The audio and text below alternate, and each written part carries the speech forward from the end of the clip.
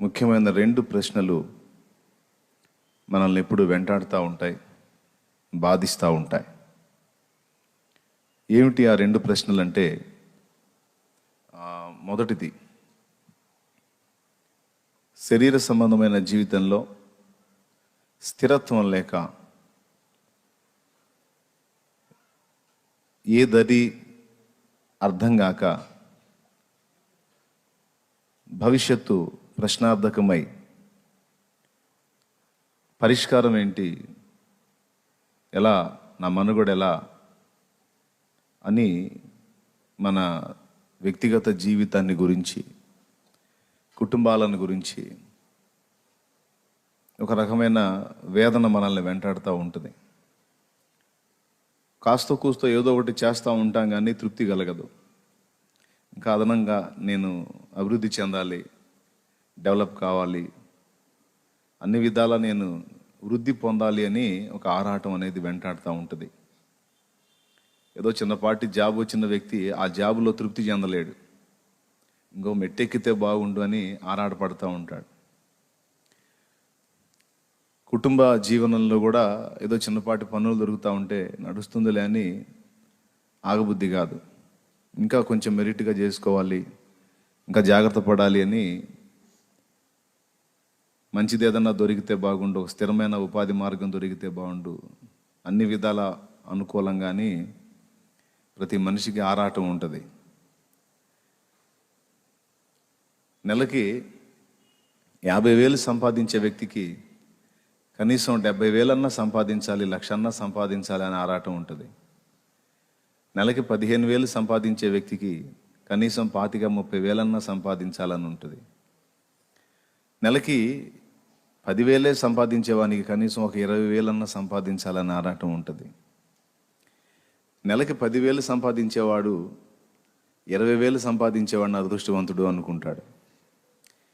నెలకి 20,000 సంపాదించేవాడు 50,000 సంపాదించేవాడిని అదృష్టవంతుడు అనుకుంటాడు.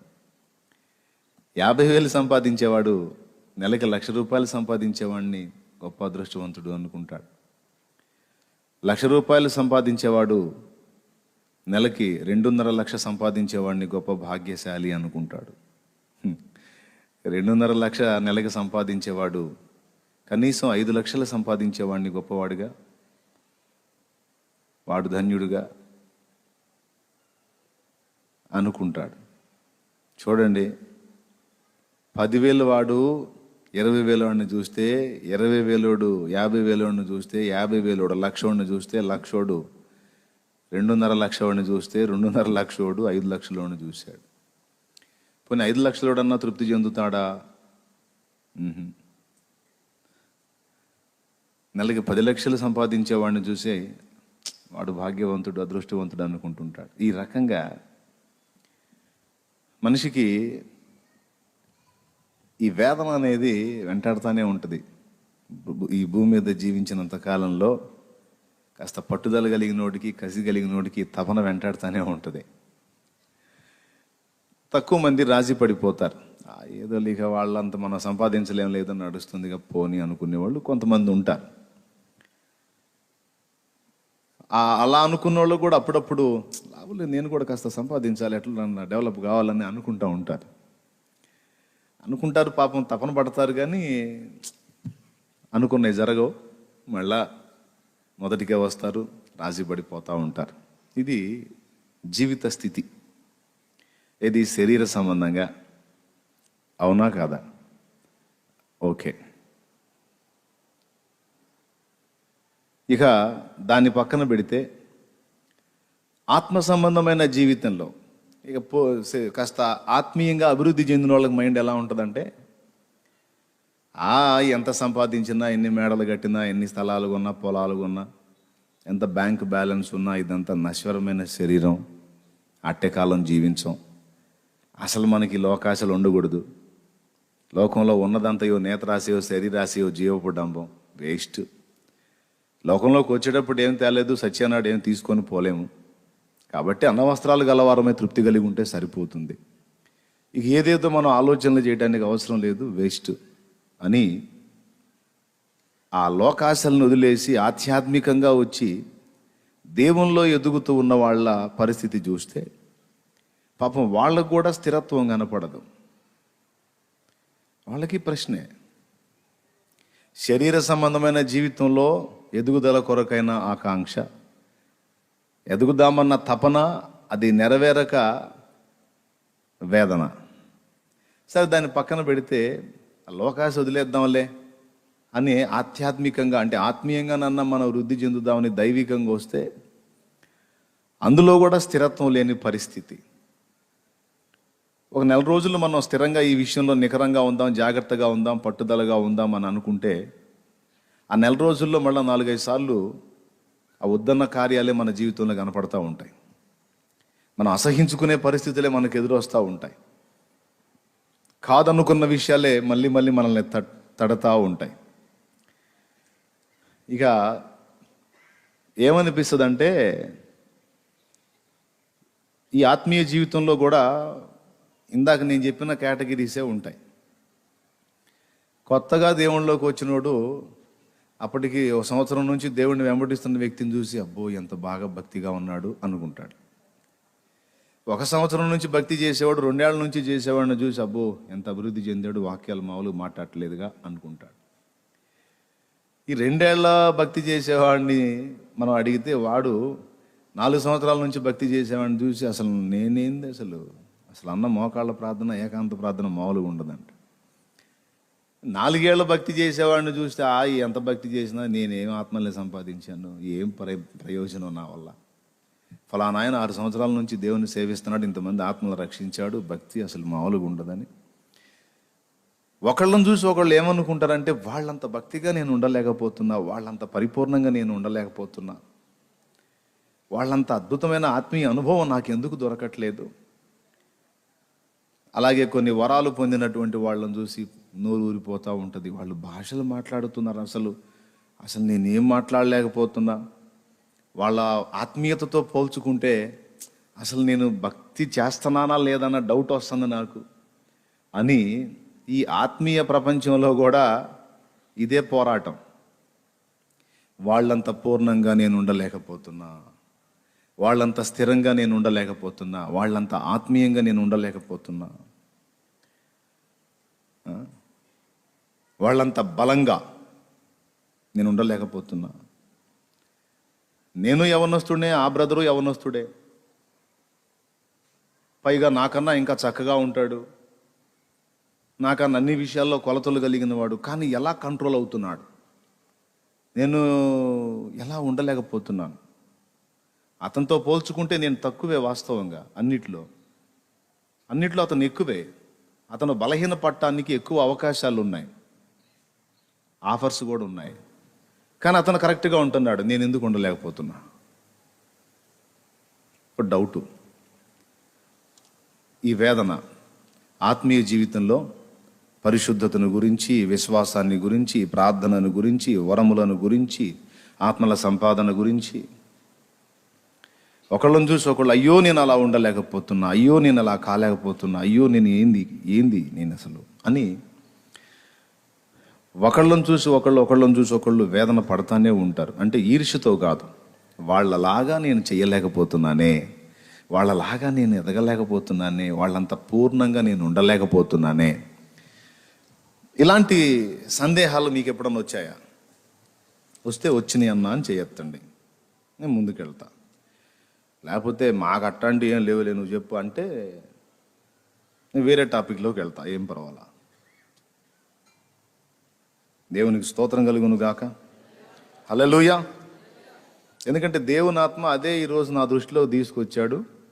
మరి పరిశుద్ధాత్మ మీ హృదయాలు ఎరిగినవాడు కాబట్టి, మరి నా తలంపుల్లోకి దాన్ని తీసుకొచ్చాడు కాబట్టి అది నేను చెప్పాల్సి ఉంది.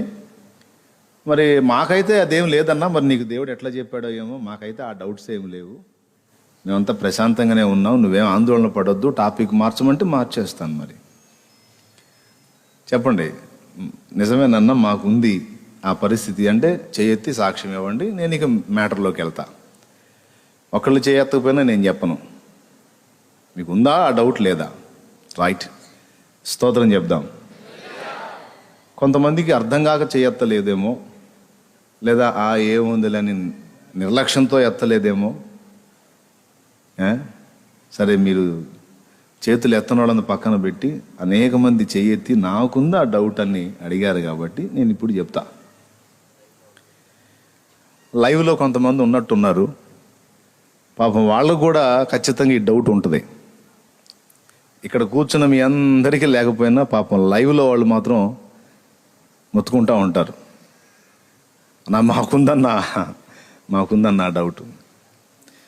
భౌతిక జీవితంలో స్థిరత్వం లేదు, ఆత్మీయ జీవితంలో స్థిరత్వం లేదు. అక్కడ చంచలత్వమే కనపడుతుంది, ఇక్కడ చంచలత్వమే కనపడుతుంది. ఇక ఎంతకాలానికి, ఇక ఎన్ని రోజులకి నా పరిస్థితి మారిద్ది?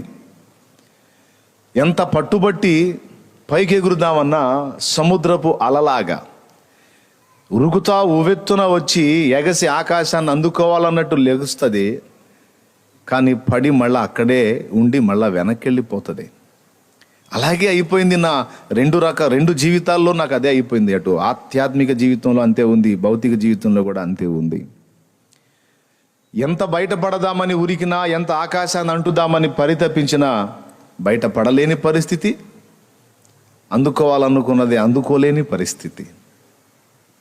సరే, శరీర సంబంధమైన జీవితం తీసేద్దాం, ఇవన్నీ మనం అంతగా ఆశించదగ్గవి కాదు. పుట్టించినోడు ఎటుకూడి మనకు సహాయం చేస్తాడు, అది ఒక భరోసా ఉంది. యేసయ్య గొప్ప దేవుడు, ఎప్పటికి కావాల్సింది అప్పటికి ఆకాశ పక్షుల్ని పోషించేవాడు కాబట్టి మనకు కూడా ఏదో సాయం చేస్తాడు, ఇబ్బంది లేదు. కానీ ఆత్మీయ ప్రపంచంలోనే పెద్ద ఇబ్బంది అయిపోయింది. ఎట్లా ఇది అని ఒక వేదన అనేక మందిని ఆవరించినట్టుగా నేను గుర్తించాను. నేను కూడా ఒక దశలో ఇది ఎదుర్కొన్నా. స్తోత్రం చెప్తారు గట్టిగా చెప్పండి. ఒక దశలో నేను కూడా ఈ ప్రశ్నలు ఎదుర్కొన్నా. ఈరోజు దానికి సమాధానం చెప్పుకొని మనం ప్రార్థన చేసుకుందాం. సింపుల్. దానిలో సమాధానం మనకి దైవజనుడు అపోస్తలుడైన పేతురు గారు మనకి ఒక అద్భుతమైన మాట సాక్ష్యం ఇచ్చాడు. ఆ ఒక్క మాట చదివి మనం ప్రార్థన చేద్దాం రండి. పేతురు రాసిన మొదటి పత్రిక 5వ అధ్యాయము 10వ వచనం. తన నిత్య మహిమకు క్రీస్తునందు మిమ్మల్ని పిలిచిన సర్వకృపానిధియగు దేవుడు, తన నిత్య మహిమకు క్రీస్తునందు మిమ్మును పిలిచిన సర్వకృపానిధియగు దేవుడు, కొంచెము కాలము మీకు శ్రమపడిన పిమ్మట, కొంచెము కాలము మీరు శ్రమపడిన పిమ్మట తానే మిమ్మును పూర్ణులుగా చేసి, తానే మిమ్మును పూర్ణులనుగా చేసి స్థిరపరచి బలపరచును. యుగ యుగములకు ప్రభావం ఆయనకు కలుగునుగాక. ఆమేన్. ఇప్పుడు ప్రార్థన చేసుకుందాం. ప్రేమ కలిగిన మా మహాపరిశుద్ధ తండ్రి, ఘనుడవగు దేవా, నీకు స్తోత్రమయ్యా. ఈ ప్రత్యేక సమయంలో నీ పాదాల చెంత సమకూడిన మా బిడ్డలందరినీ బట్టి వందనాలు చెల్లిస్తున్నాను. దేవా, మాతో మాట్లాడండి, మమ్మలను ధైర్యపరచండి, ప్రోత్సహించండి, ఆత్మీయ పాఠములు మాకు నేర్పించండి, మా మనోనేత్రములు బాగుగా వెలిగించండి, మాకు సహాయం చేయండి. మీరు మాట్లాడితేనే మాకు ఉపయోగం నాయన. మనుష్య మాత్రం యొక్క జ్ఞానం మాకు ఏ ప్రయోజనం కాదు. పరిశుద్ధాత్మ మీరే మాట్లాడండి, మాకు పంపబడిన ఆదరణకర్త మీరే మాట్లాడండి. ఉపదేశాన్ని అడ్డగింపజూసే దురాత్మ, అంధకార, సైతాన్య శక్తుల ప్రభావం నజరేయుడిగా యేసు నామములో బంధిస్తున్నాం. మీ సన్నిధితో దిగి వచ్చి మాతో మాట్లాడి సహాయం చేయమని, మీ మహిమగల సన్నిధి మా మధ్య ప్రత్యక్షపరచమని పదే నీ పాదాలు పట్టుకొని అడుక్కుంటున్నాం. దేవా, మీరే సహాయము చేయండి. అందరి హృదయాలు తృప్తి నొందనట్లు, అందరి ఆత్మలు సేద తీరునట్లు మాట్లాడుమని యేసు నామమున వేడుచున్నాం తండ్రి. ఆమేన్, ఆమేన్. ఈ వచనాన్ని దేవుని పరిశుద్ధాత్మ నాకు చూపించాడండి. ఎందుకంటే ఇప్పుడు మీకు ఏ ప్రశ్నలు అయితే నేను వేశానో ఆ ప్రశ్నలు నేను ఎదుర్కొన్నాను. నా శరీర సంబంధమైన జీవితంలోనూ ఆత్మ సంబంధమైన జీవితంలోనూ నేను ఎదుర్కొన్నాను. ఓ స్థిరమైన ఉపాధి మార్గం లేక దేశ దిమ్మరిలాగా తిరుగుతూ ఎక్కడ కూడా నిలకడలేని పరిస్థితుల్లో ఏ ఆధారం దొరికిద్దా అని వెతుకులాట కలిగి ఉన్నటువంటి అనేక మంది వ్యక్తులలో నేను ఒకడిని. దాన్ని అటుంచితే ఆత్మీయ జీవితంలో కూడా భక్తుల్ని చూసినప్పుడు వారి వలె ఉండాలి, వారిలాగా పరిపూర్ణత చెందాలి, వారిలాగా ఆత్మీయ జీవితంలో స్థిరంగా ఉండాలి, బలంగా ఉండాలనే తహతహలాడుతూ ఇది అది రెండు అందుకోలేక కొన్ని దినాలు వేదన పడుతూ దేవుని ముందుకు వచ్చినప్పుడు దేవుడు తన వాక్కు ద్వారా అనేక పర్యాయాలు నన్ను ప్రోత్సహించాడు, బలపరిచాడు, ధైర్యపరిచాడు. ఒక దశలో ఈ వచనాన్ని చూపించాడు. ఏంటి ఆ వచనం అంటే మళ్ళీ నేను చదువుతాను చూడండి. తన నిత్యమహిమకు క్రీస్తునందు మిమ్మును పిలిచిన సర్వకృపానిధియగు దేవుడు కొంచెము కాలము మీరు శ్రమపడిన పిమ్మట తానే మిమ్మును పూర్ణులనుగా చేసి స్థిరపరచి బలపరచును అన్నాడు.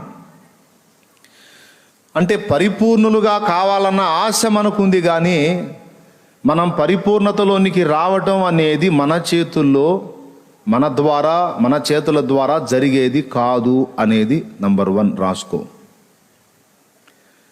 నంబర్ 2, స్థిరపరచబడాలనే ఆశ మనకుంది, కానీ మన సొంతంగా మనంతట మనము స్థిరపరచబడటం అనేది సాధ్యము కాదు అని రాసుకో. బలంగా ఉండాలి, బలహీనంగా ఉండకూడదు. ఆత్మీయ జీవితంలో ఫోర్స్గా ఉండాలి, శక్తివంతంగా ఉండాలన్న ఆరాటం నీకుంటుంది, కానీ నీ అంతట నీవు బలము కలిగి ఉండలేవు. ఈ 3 మాటలు దేవుడు నాతో మాట్లాడాడు. దేంది ప్రభువా? పూర్ణంగా ఉండాలనేది నా ఆశే కాదు, నీ చిత్తము కూడా కదా. స్థిరంగా ఉండాలనేది నేను ఆశించటమే కదా, అది నీ చిత్తం కదా. నేను స్థిరంగా ఉండకుండా చంచలత్వంతో ఉంటే నీకు ఇష్టమా? లేదు, స్థిరంగా ఉండటమే కదా నీకు ఇష్టం. ఆత్మీయ జీవితంలో బలంగా ఉండటం నాకు ఇష్టం, నాకు ఆశే కాదు, నీ చిత్తం కదా అది. మరి ఈ 3 ముఖ్యమైనవి, అవి నేను చేయకుండా ఎట్లా అవుతాయి ప్రభువా? అది ఎలా సాధ్యమైద్ది? ఇలా మాట్లాడావేంటి అంటే దేవుడు తెలియజేశాడు, అవును బాబు, నువ్వు ఆశపడుతున్న ఆ 3 నీ ప్రయత్నంతో నీ సొంతంగా నువ్వు సాధించలేవు. నువ్వు ఎంత తిప్పలు పడ్డా సముద్రంలో ఎగసిపడే అలతో నువ్వు సమానమే. అది సముద్రము నుండి బయటపడలేదు, ఆకాశాన్ని అంటుకోను లేదు. మరి ఎట్లా? ఆ 3 నీ జీవితంలో జరిగించాల్సింది నేనే. అది ఇక్కడ పేతురు గారు చెప్తుంది. తానే అన్న మాట రౌండ్ చేసుకోండి. ఆ వచనంలో, నేను చూపించినటువంటి వచనంలో, సర్వకృపానిధియగు దేవుడు కొంచెము కాలము మీరు శ్రమపడిన పిమ్మట అని తానే మిమ్మును పరిపూర్ణులనుగా చేసి స్థిరపరచి బలపరచును అన్నాడు. ఈ తానే అన్నదాన్ని రౌండ్ చేయాలి. అంటే ఆయనే చేస్తాడు అంటే అది నా వల్ల అయ్యే పని కాదు. దేవునికి స్తోత్రం కలుగును గాక. హల్లెలూయా. ఇప్పుడు నేను ఇక్కడికి వచ్చి వాక్యం అందించాలి. కూర్చున్న మీరేమనుకుంటారండి? నేను వెళ్ళి అన్నకు సహకరించేదేం లేదు. అన్న ఈ వాక్యం చెప్పు, ఈ మెసేజ్ చెప్పు, ఇదిగో ఈ అంశం చెప్పు అని నేను ఆయనకి చెప్పేదేం లేదు. నేను జస్ట్ కూర్చోవటమే. ఏం చెప్పాలో, ఎలా సిద్ధపడాలో, ఎలా మొదలు పెట్టాలో, ఎలా నడిపించాలో, ఎలా ముగించాలో తానే చేస్తాడు. నేను జస్ట్ చూస్తా ఊరుకోవటమే. దేవునికి స్తోత్రం కలుగును గాక. అంతే అనుకుంటారా? లేకపోతే ఏమన్నా నాకు సపోర్ట్ చేస్తారా? నేను ఇక్కడికి రాగానే అనయ్య జాగ్రత్త, నువ్వు ఎట్లా పడితే అట్లా చెప్పావు, ఇదిగో ఎట్లా మొదలు పెట్టు, ఇలా చెయ్యి, ఇలా ముగించు, ఇదిగో ఈ అంశం తీసుకో, బాగుంటుంది, అనేక మందికి బాగా అర్థమైద్ది. ఏమన్నా మీరు చెబుతారా నాకు? ఏం లేదు. టయానికి వచ్చి కూర్చుంటారు, పాటలు పాడేటప్పుడు కాసేపు భజన చేస్తారు, హల్లెలూయా స్తోత్రం అని, తర్వాత ఆరాధన చేస్తారు, కాసేపు మనోళ్ళు విజ్ఞాపన చేపిస్తారు, విజ్ఞాపన చేసేస్తారు, ఇక ప్రశాంతంగా ఇక బిర్యానీ రాబోతుంది అన్నట్టుగా ఆ పలావో బిర్యానో లేకపోతే వైట్ రైసో లేకపోతే టిఫినో ఏదో వస్తుంటుంది అన్నట్టు రెడీగా కూర్చుంటారు ఇక చక్కగా. ఎదురు ప్లేట్ ఒకటను ఐటమే అన్నట్టు ఒక ఫోజ్ ఇచ్చి కూర్చుంటారు. దేవునికి స్తోత్రం కలుగును గాక. హల్లెలూయా. ఇక అంతమించి మీరు ఏమైనా చేస్తారా నాకు చెప్తారా? నో. ఏమనుకుంటారు? తానే వచ్చి మనకు ఏది చెప్పాలో దేవుని ద్వారా పొందుకొని ఆయనే మనకు బోధిస్తాడని జస్ట్ కూర్చొని చూస్తారు. తానే చేస్తాడు అంటే అదే. తబలా కొట్టే వ్యక్తికి బాబు ఇలా కొట్టు నాయనా, ఇలా కొట్టు అని నేను చెప్పను. ఎలా కొట్టాలో తనకు తెలుసు కాబట్టి తానే ఆ తబలా ప్లే చేస్తాడు. కీబోర్డ్ కొట్టేవాడు కూడా నేను చెప్పే అవసరం లేదు. తానే ఎలా బోర్డ్ ప్లే చేయాలో తానే చేస్తాడు. ఈ కెమెరాలో లైవ్ ఇచ్చేవాడికి కూడా నేను వచ్చి సలహాలు ఇచ్చేది ఏం లేదు. అన్ని కుస్తీలు అయిపోయినాయి. అన్నీ పడి నేర్చేసుకొని ఇప్పుడు లైవ్ ఇస్తూ ఉన్నారు కనుక నేను వచ్చి ఒరే లైవ్ ఇట్ట ఈ బాబు అలా చేయరా ఇలా చేయరా అని చిన్నోడికి చెప్పేదేం లేదు. తానే మీకు ఆ స్క్రీన్స్ మీదకి వచ్చేటట్టు చేస్తాడు. అలాగే లైవ్లో మరి ప్రపంచమంతటి కూడా వెళ్ళేటట్టు తానే చేస్తాడు. నేనేం చేయాల్సిన అవసరం లేదు. హల్లెలూయా. అంతేనా? లేకపోతే మీరేమన్నా చెప్తారా వాళ్ళకి? నేనేమన్నా చెప్తానా? లేదు కదా. ఇప్పుడు తానే అన్న మాటలకి ఇలాగా చెప్పుకోవచ్చు. ఇప్పుడు మన పరిపూర్ణత, మన స్థిరత్వం, మన బలం, ఈ మూడు మన సొంతంగా మనం చేయాలి అనేది దేవుడు చెప్పాడా, లేకపోతే తానే ఈ కార్యం చేస్తానని చెప్పాడా? ఇది ఫస్ట్ గుర్తుపెట్టుకోండి. తానే అన్న మాటని మనం రౌండ్ చేసుకుంటే ఆ దాని మీదనే ఈరోజు మన అంశం అంతా ముడిపడి ఉంది. హల్లెలూయా. గర్భంలో ఒక పిండము రూపుదిద్దుకుంటుండగానే ఆ పిండము బయటికి వచ్చిన తరువాత వాడికి పాలు కావాలి అని ఆ తల్లి స్పెషల్గా పాలను రెడీ చేయలే. పోనీ గర్భస్థ శిశువు కూడా రెడీ చేసుకోవాలా. కడుపులో నుంచి వాడు బయటికి రాగానే ముందు వాడి ఆకలి తీరాలని తానే తల్లికి పాల ఉత్పత్తి జరిగేటట్టు పెట్టాడు. ఇది ఆయన చేసిన పనా లేకపోతే తల్లి కొడుకులు చేసిన పనా? చెప్పండి, గట్టిగా చెప్పండి. ఎవరు చేసిన పని? రైట్. వర్షాకాలంలో వర్షం వచ్చేటట్టు, వేసవి కాలంలో ఎండ కాసేటట్టు, చలికాలంలో చలి వచ్చేటట్టు ఋతువులు మారి మన నివాసానికి అనుకూలమైన ప్రకృతి ఏర్పడేది మనం ఏమన్నా మెషిన్స్తో చేస్తున్నామా లేకపోతే తానే చేశాడా? ఇప్పుడు దేవుడు వర్షం కురిపిస్తే నువ్వు వ్యవసాయం చేస్తున్నావు సార్. టెక్నాలజీ ఎంత డెవలప్ అయినా రైతు అనేవాడు నాగలు వదిలేశాడంటే ఒకడినొకడు పీక్కొని తినాలి. అవునా కాదా? గట్టిగా చెప్పండి. ఇప్పుడు మనం ఎంత నాజూగ్గా పెరిగినా కాలికి అరికాలుకు కూడా అంత మట్టి అంటకుండా అని ఎంత నీటుగా తయారయ్యి భద్రంగా ఉన్నా వరిచేలోకి వెళ్ళి అక్కడ బురద దొక్కకపోతే రైతు నీ డొక్క నిండదు. ఎందుకు నిండదు? ఏంది? పైసలు పెట్టి ఏదైనా తెప్పించుకుంటానంటే నువ్వు ఏది తినాలన్నా ఆడ బండాలా, లేకపోతే ఆ కాగితాలు తినలేవు. నాణ్యాల కాగితాలు తింటే సస్తారు. కాబట్టి రైతు నాగలి బట్టి వ్యవసాయం చేయాలి అంటే ముందు వర్షం దేవుడు కురిపించాలిగా. ట్యాంకీలతో నీళ్లు తెచ్చి ఏమైనా పండిస్తాడా?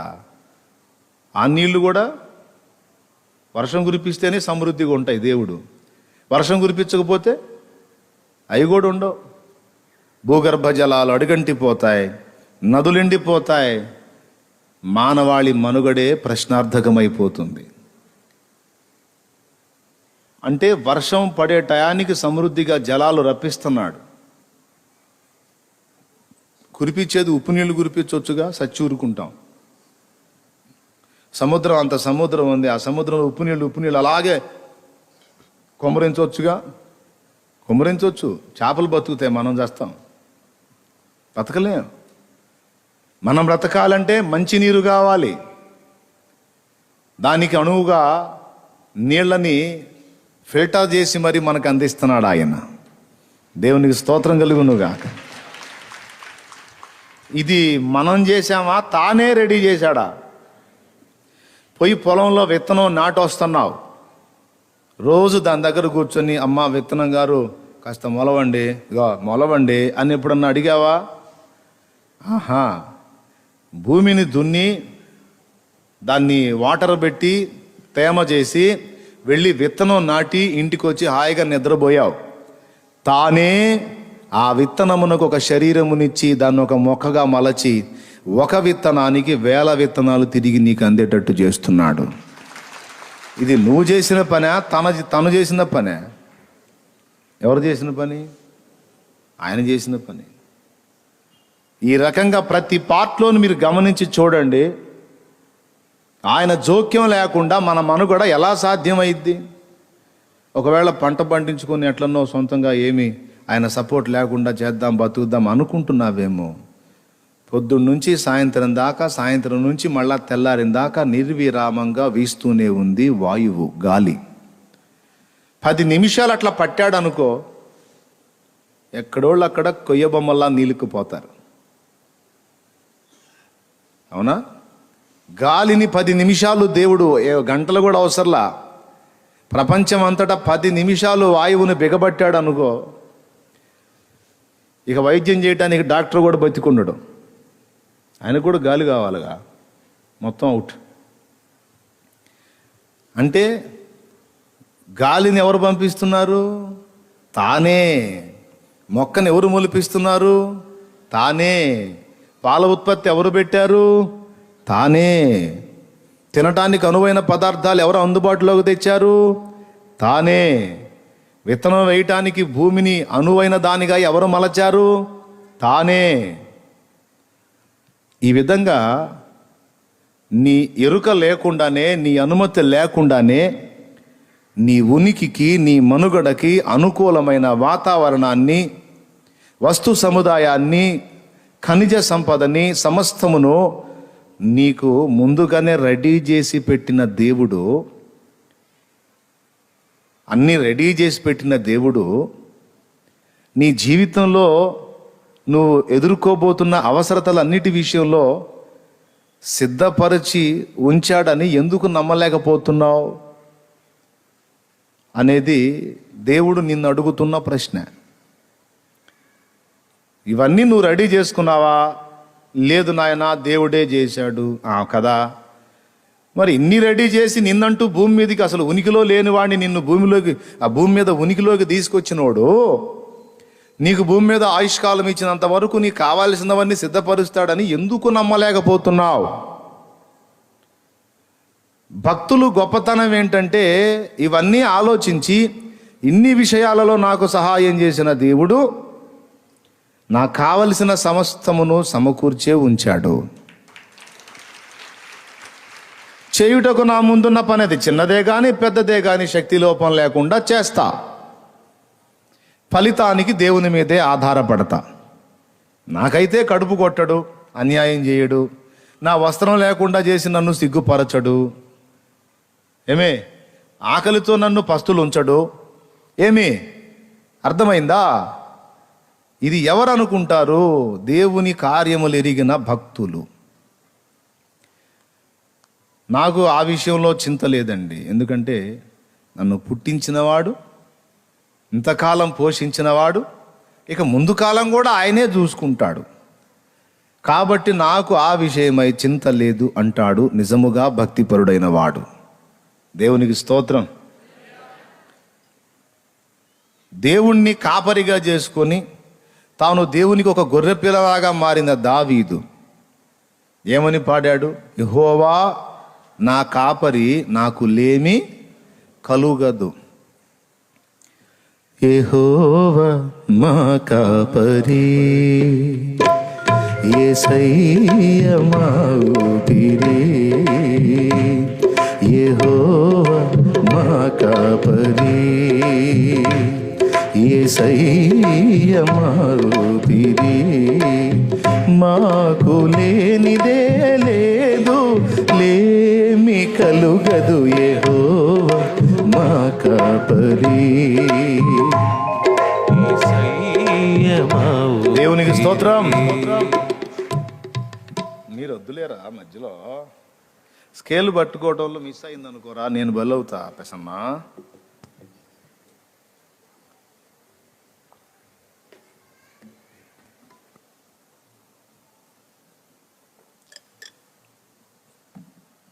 దేవునికి మహిమ. ఇంకొంచెం నీరసంగా చెప్పండి. అరే సౌండ్ పెరిగింది, ఇంకొంచెం చెప్పండి. హుషారుగా ఉండండి, పేషెంట్లాగా ఉండి వాకండి. మనం కేకేస్తే పేషెంట్ కూడా హుషారు రావాలి, అంతేగాని మన నీరసం దెబ్బకి అవతలోడు పేషెంట్గా మారకూడదు. సరే విషయానికి వస్తా. ఎక్కడొచ్చాగాం ఏమో.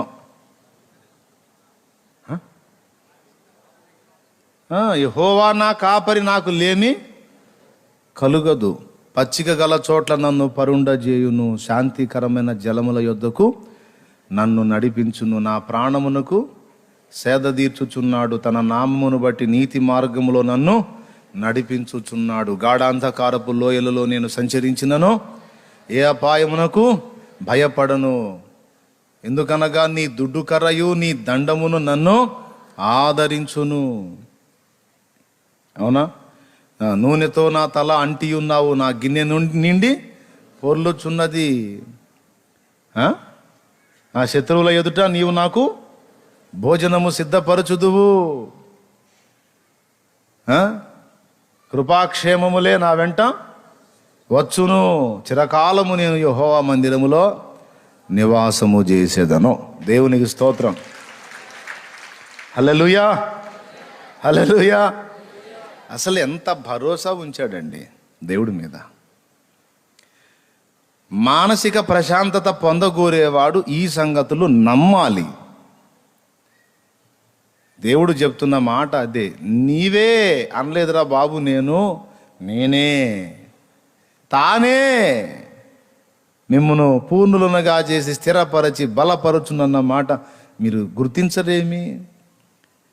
అది భౌతికమైనదైనా, అంటే శరీర సంబంధమైనదైనా ఆత్మ సంబంధమైనదైనా రెండూ నీ చేతుల్లో లేవు, అవి నా చేతుల్లో ఉన్నాయని చెప్తున్నాడు దేవుడు. బెదర్, అది బెదర్. ఎందుకేంది మనం కష్టపడి చదవకుండా ఉద్యోగం వచ్చిద్దా ఏంది? కష్టపడి చదవాలి. మనం కష్టపడి చదివిన వాళ్ళకి చాలామందికి ఉద్యోగాలు లేవు. మరి నిజమా కాదో చెప్పండి నాకు. కష్టపడి చదివి మహా అద్భుతంగా అన్ని ఫస్ట్ ర్యాంకులు వచ్చిన వాళ్ళు చాలామంది బికార్లుగా తిరుగుతున్నారు. ఎందుకని రాలా? మరి అనేక వాటిల్లో ఒక ఫెయిల్ అయిన వాళ్ళు ఈరోజు ఉన్నతమైన స్థితుల్లో ఉన్నారు. మరి అది ఎందుకే జరిగిందట్లా? కష్టపడి చదివితే సాధిస్తావా? చదవాలి, కష్టపడాలి, పడొద్దు అంటల్లా. కానీ పూర్తిగా నీ చదువు మీద, నీ జ్ఞానం మీద, నీ కష్టం మీద నువ్వు డిపెండ్ అయితే చెప్పలేను. నీ కష్టంతో పాటు, నీ ప్రయాసతో పాటు ఆయన కృప కూడా నీకు కావాలి. ప్రసంగిలో చెప్పిన మాట అది. ప్రసంగిలో చెప్పిన మాట ఏంటంటే, ఒక్కసారి తీయండి, ప్రసంగి గ్రంథం తీయండి. జ్ఞాని అయిన సొలొమోను జీవితాన్ని కాచి వడపోసి మనకు నేర్పిన పాఠాలు ఇవి. 9వ అధ్యాయము 11వ వచనం చదవండి, తొందరగా చదువు. మరియు నేను ఆలోచింపగా, ఆయన ఆలోచించగా, సూర్యుని క్రింద జరుగుచున్నది నాకు తెలియబడెను.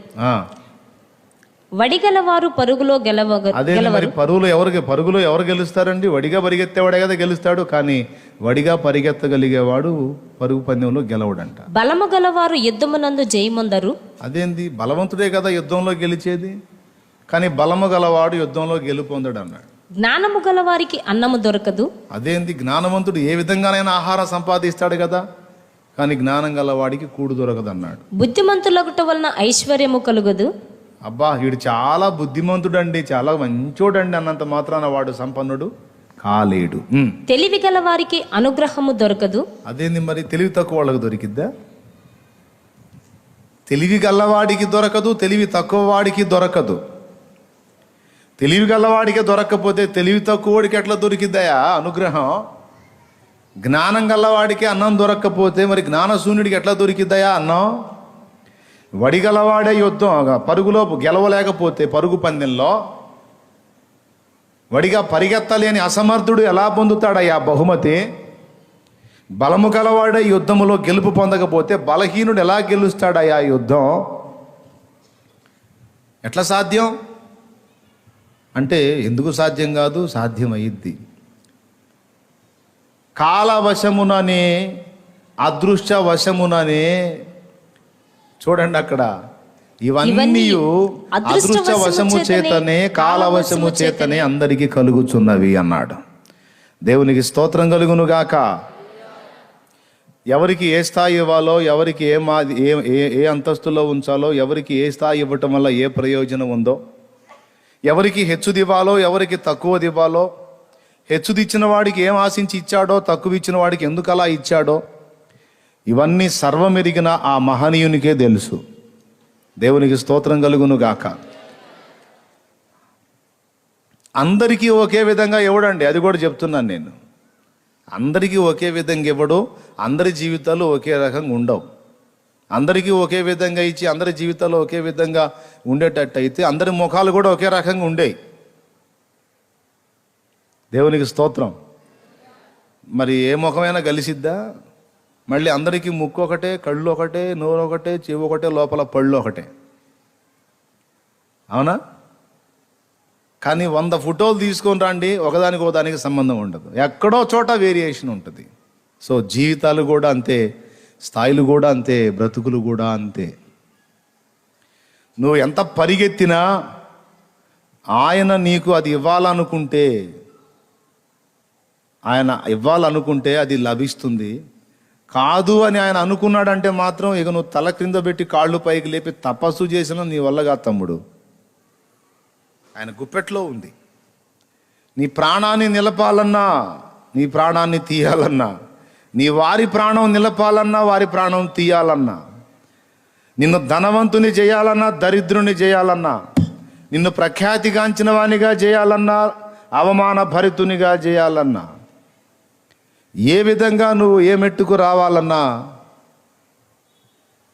కార్యం చేయాల్సిన వాడు ఆయన. ప్రైజ్ ద లార్డ్, హల్లెలూయా. అదే మరి ఆయన సర్వాధికారి అంటే అర్థం అది.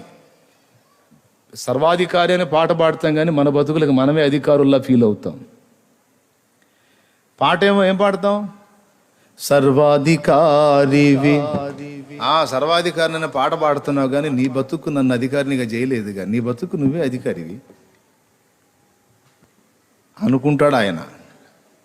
అలా నువ్వు ఫీల్ అయినా, నీ బతుకు నువ్వు అధికారిలా ఫీల్ అయినా, సర్వాధికారం మాత్రం నాదే. నేను అనుకున్నదే నీకు ప్రాప్తిస్తుంది. నేను అనుకోకపోతే నీ వల్ల కాదు. అదృష్టవశము చేతను, కాలవశము చేతను. అదృష్టము, కాలము, ఈ 2 పేర్లు తగినవాడు, కలిగి ఉన్నవాడు యేసయ్య. కాలము అనే పేరు ఉంది తెలుసా ఆయనకి? ఆయన పేరు ఆది అట, అంతమట. ఆది, అంతము, అల్ఫా ఒమేగా ఆయన పేరు. అల్ఫా ఒమేగా, ఈ 2 కాలాన్ని సూచించే పదాలు. ఇక్కడ ఏమన్నాడు? కాలవశము చేతనే అన్నాడు. అంటే ఎవరిక్కడ? అల్ఫా ఒమేగా ఎవరైతే ఉన్నాడో, ఆది అంతము అనే పేరు కలిగిన వ్యక్తి ఎవరైతే ఉన్నాడో, ఈ కాలము గారి వశంలో ఉన్నాయంట అన్ని. నీ సన్నిధిని సంపూర్ణ సంతోషము కలదు, నీ కుడి చేతిలో నిత్య సుఖములు కలవు అన్నాడు. స్తోత్రం చెప్పు. కొంతమంది అంటారు, ఏమి లేదు అసలు దేవుడే లేడనే నాస్తికుడు కూడా మంచిగా జాబ్ వచ్చింది, కారు బంగ్లా మస్తుంది అని ఒకవేళ మీరు అంటారేమో. అనండి, తప్పు లేదు. ఇచ్చుండొచ్చు దేవుడు, వాడు తపన పడుతున్నాడు కదా, అది లభించేటట్టు చేసి ఉండొచ్చు దేవుడు. కానీ దాన్ని సంతృప్తికరంగా వాడు అనుభవించలేడు అంతే. అది మాత్రం కన్ఫామ్గా చెప్తా. వాడు అన్నీ పొంది ఉండొచ్చండి. మంచి చక్కని 2 భార్యలను కలిగి ఉండొచ్చు, 2 అంతలు. అంతేకాకుండా మంచిగా సంతానాన్ని కలిగి ఉండొచ్చు, ఐశ్వర్యాలు కలిగి ఉండొచ్చు, మంచి మంచిగా అన్ని కార్లు, బంగ్లా, ఏసీ గదులు అన్నీ సూపర్గా ఉండొచ్చు గాక, కానీ వాడి బతుకులో మాత్రం సమాధానం అన్నది ఉండదు. ఇక మిగిలినవన్నీ ఉంటాయి. ఎందుకు సమాధానం ఉండదన్నా? అన్నీ ఉన్నవాడికి సమాధానం లేకుండా ఎందుకు ఉంటుంది అంటే, సమాధానం అనేది ఒక అనుభూతి, అనుభవం కాదు. ఈ మర్మం తెలియదు చాలామందికి. సమాధానం అనేది ఒక అనుభవం, అనుభూతి కాదు. ఒక వ్యక్తి, ఒక వ్యక్తి. ఆయన పేరు యేసు.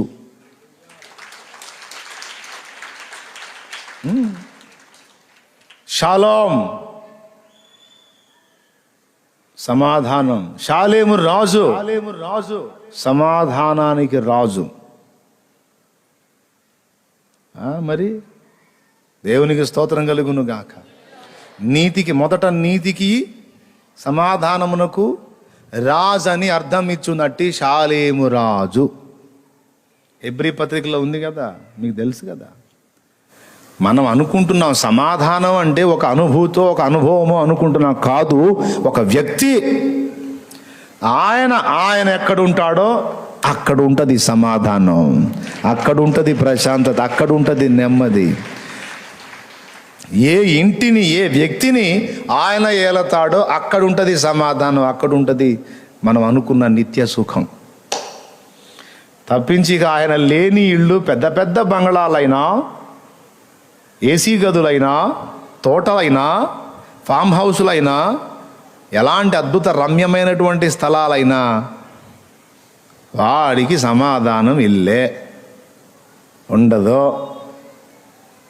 దేవునికి స్తోత్రం. యేసు ఉన్నాడు అనుకో, గుడిసెలో బతికేవాడికైనా సరే ప్రశాంతత ఉంటుంది, సమాధానం ఉంటుంది, టెన్షన్ ఉండదు. ఆ గుడిసెలోనే కృతజ్ఞతా స్తోత్రాలు వినబడుతుంటాయి. దైవజనుడు పాడినట్టు, నీతిమంతుల గుడారాలలో వినబడుతున్నది రక్షణ సంగీత సునాదము. నీతిమంతుల గుడారాలలో వినబడుతున్నది రక్షణ సంగీత సునాదము. నీ కృప నిత్యముండును, నీ కృప నిత్య జీవము, నీ కృప వివరింప నా తరమా యేసయ్యా. నీ కృప నిత్యముండును, నీ కృప నిత్య జీవము, నీ కృప వివరింప నా తరమా యేసయ్యా. నీతిమంతుల గుడారాలలో వినబడుచున్నది రక్షణ సంగీత సునాదము.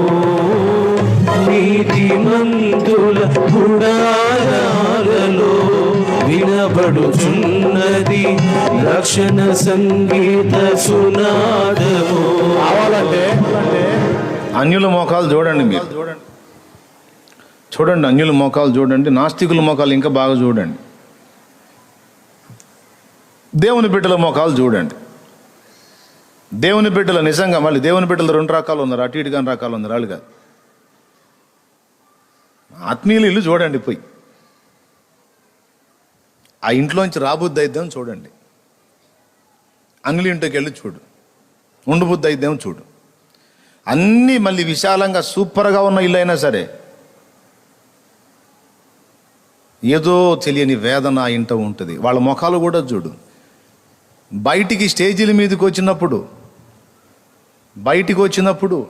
వాళ్ళ ముఖాల్లో నవ్వు పులుంకొని తిరుగుతూ మనకు కనబడతారు. ఏమనో తెలుసా? వాస్తవంగా భయస్థుడే బీరాలు బలుగుతాడంట. భయస్థుడు వాడి భయం బయటికి అర్థం కాకుండా ఎక్కువగా మాట్లాడుతుంటాడంట, బీరాలు బలుగుతూ ఉంటాడంట. నేనంత పోటుగాడిని, ఇంత పోటుగాడిని. ఎందుకంటే వాడు భయస్థుడని ఎవడు అనుకోకూడదు. ధైర్యవంతుడు అసలు ఏం మాట్లాడడు, ఎందుకంటే వాడి దగ్గర ఉన్నదేదో వాడు తెలుసు కాబట్టి దాని గురించి వాడు చెప్పడానికి ఇష్టపడ్డాడు. అల్పుడెప్పుడు బలుకు ఆడంబరముగాను, సజ్జనుండు బలుకు చల్లగాను, కంచు మోగునట్టు కనకంబు మోగున అన్నాడు. ఎవరు? వేమన. కరెక్టే అది. ఎక్కువ వేదనతో ఉన్న వాళ్ళే బయటికి అది కనపడకుండా కవర్ చేసుకోవడానికి ఎక్కువ హడావుడిగా కనపడతా బయటకు వస్తారు. వాళ్ళ లోపల దాగి ఉన్న విషాదం ఎవ్వడికి అర్థం కాకూడదని దాన్ని కవర్ చేయడానికి వాళ్ళు పైన అనేక రకాల తిప్పలు పడతారు. అసలు విపరీతంగా నవ్వుతున్నట్టు ఉంటారు, లోపల భయంకరమైన ఏడుపు. అంటే వాళ్ళని చూసి జనం ఏమనుకోవాలంటే వీళ్ళు ఎంత అదృష్టవంతులు అని ఫీల్ అవ్వాలనేది వాళ్ళ ఫీలింగ్. వాళ్ళంటి వాళ్ళు అనుకుంటారు అట్లని అనుకుంటే, కానీ మనం అనుకో. ఎందుకు? సత్యం మనకు తెలుసు. చాలా హ్యాపీగా ఉన్నానండి, చాలా సంతోషంగా ఉన్నాను అంటారు. అసలు హ్యాపీ అంటే ఏంటో, సంతోషం అంటే ఏంటో కూడా తెలియదు పాపం, వాళ్ళకి తెలియదు అసలు. బావిలో ఉన్న కప్ప ఇదే ప్రపంచం అనుకున్నట్టు బకెట్లోంచి బయటకు వస్తే కదా ఇంత పెద్ద ప్రపంచం ఉందని దాన్ని తెలిసేది. అట్లాగా పాపం వాళ్ళు చిన్ననాటి నుంచి వాళ్ళ కుటుంబాల్లో అసమాధానమే, వాళ్ళ జీవితాల్లో కూడా అసమాధానమే. ఈ జీవితం ఇక ఇంతేనేమో అని అలవాటు పడి ఇదే ఆనందమేమో అని ఆ రంగుల వలయంలో, ఆ మోసంలో తమను తాము మోసం చేసుకుంటూ బతికేస్తున్నారు. నేను కూడా యేసయ్యని ఎరగనప్పుడు అదే అనుభవాల్లో ఉన్నాగా ఇదే జీవితం అని, తర్వాత అందులోంచి బయటకు వచ్చి యేసయ్య ప్రపంచంలోకి అడుగుపెట్టినా కదా, అమ్మ బాబోయ్ ఇంత పెద్ద ఆనందకరమైన జీవితం ఉందన్న సంగతే ఎరగకపోతిని. ఇప్పుడు యేసయ్యలోకి వచ్చినా కదా ఆ అనుభూతిని, ఆనందాన్ని, ఆ సమాధానాన్ని అన్నిటిని కూడా ఆ వ్యక్తిలో పొందుకుంటున్నాను. దేవునికి స్తోత్రం కలుగును గాక. కాబట్టి పెద్ద ఉద్యోగం వచ్చినా, పైసలు సంపాదించినా, ఎంత పెద్ద మేడలు కట్టినా, మిద్దెలు కట్టినా, ఆ ఇళ్లలో సమాధాన పాత్రుడగు యేసయ్య లేనప్పుడు మేము సమాధానంగానే ఉన్నాము అంటే అర్థం మారిపోద్ది. అక్కడ వాళ్ళు చెప్పే సమాధానం ఏంటంటే మా ఆవిడ నేను కొట్టుకోకుండా ఉన్నామని. మీరు బాగున్నారా? సమాధానం మస్తు సమాధానం సార్, మా ఆవిడ నేను ఎప్పుడు కొట్టుకోలేదు, ఎప్పుడన్నా తిట్టుకుంటాం అంతేగాని కొట్టుకోలేదు. అది కాదురా సమాధానం అంటే, మాకు తెలిసిన సమాధానం అయితే అదే, మరి మరి వేరే సమాధానం ఏం తెలియదు అంటే ఏం చెప్పాలి వాళ్ళకి? సమాధానం అనేది, మనం చెప్పే సమాధానం అనేది ఇద్దరి మధ్య ఉండే కొట్లాట ముగించిన సమాధానం కాదు.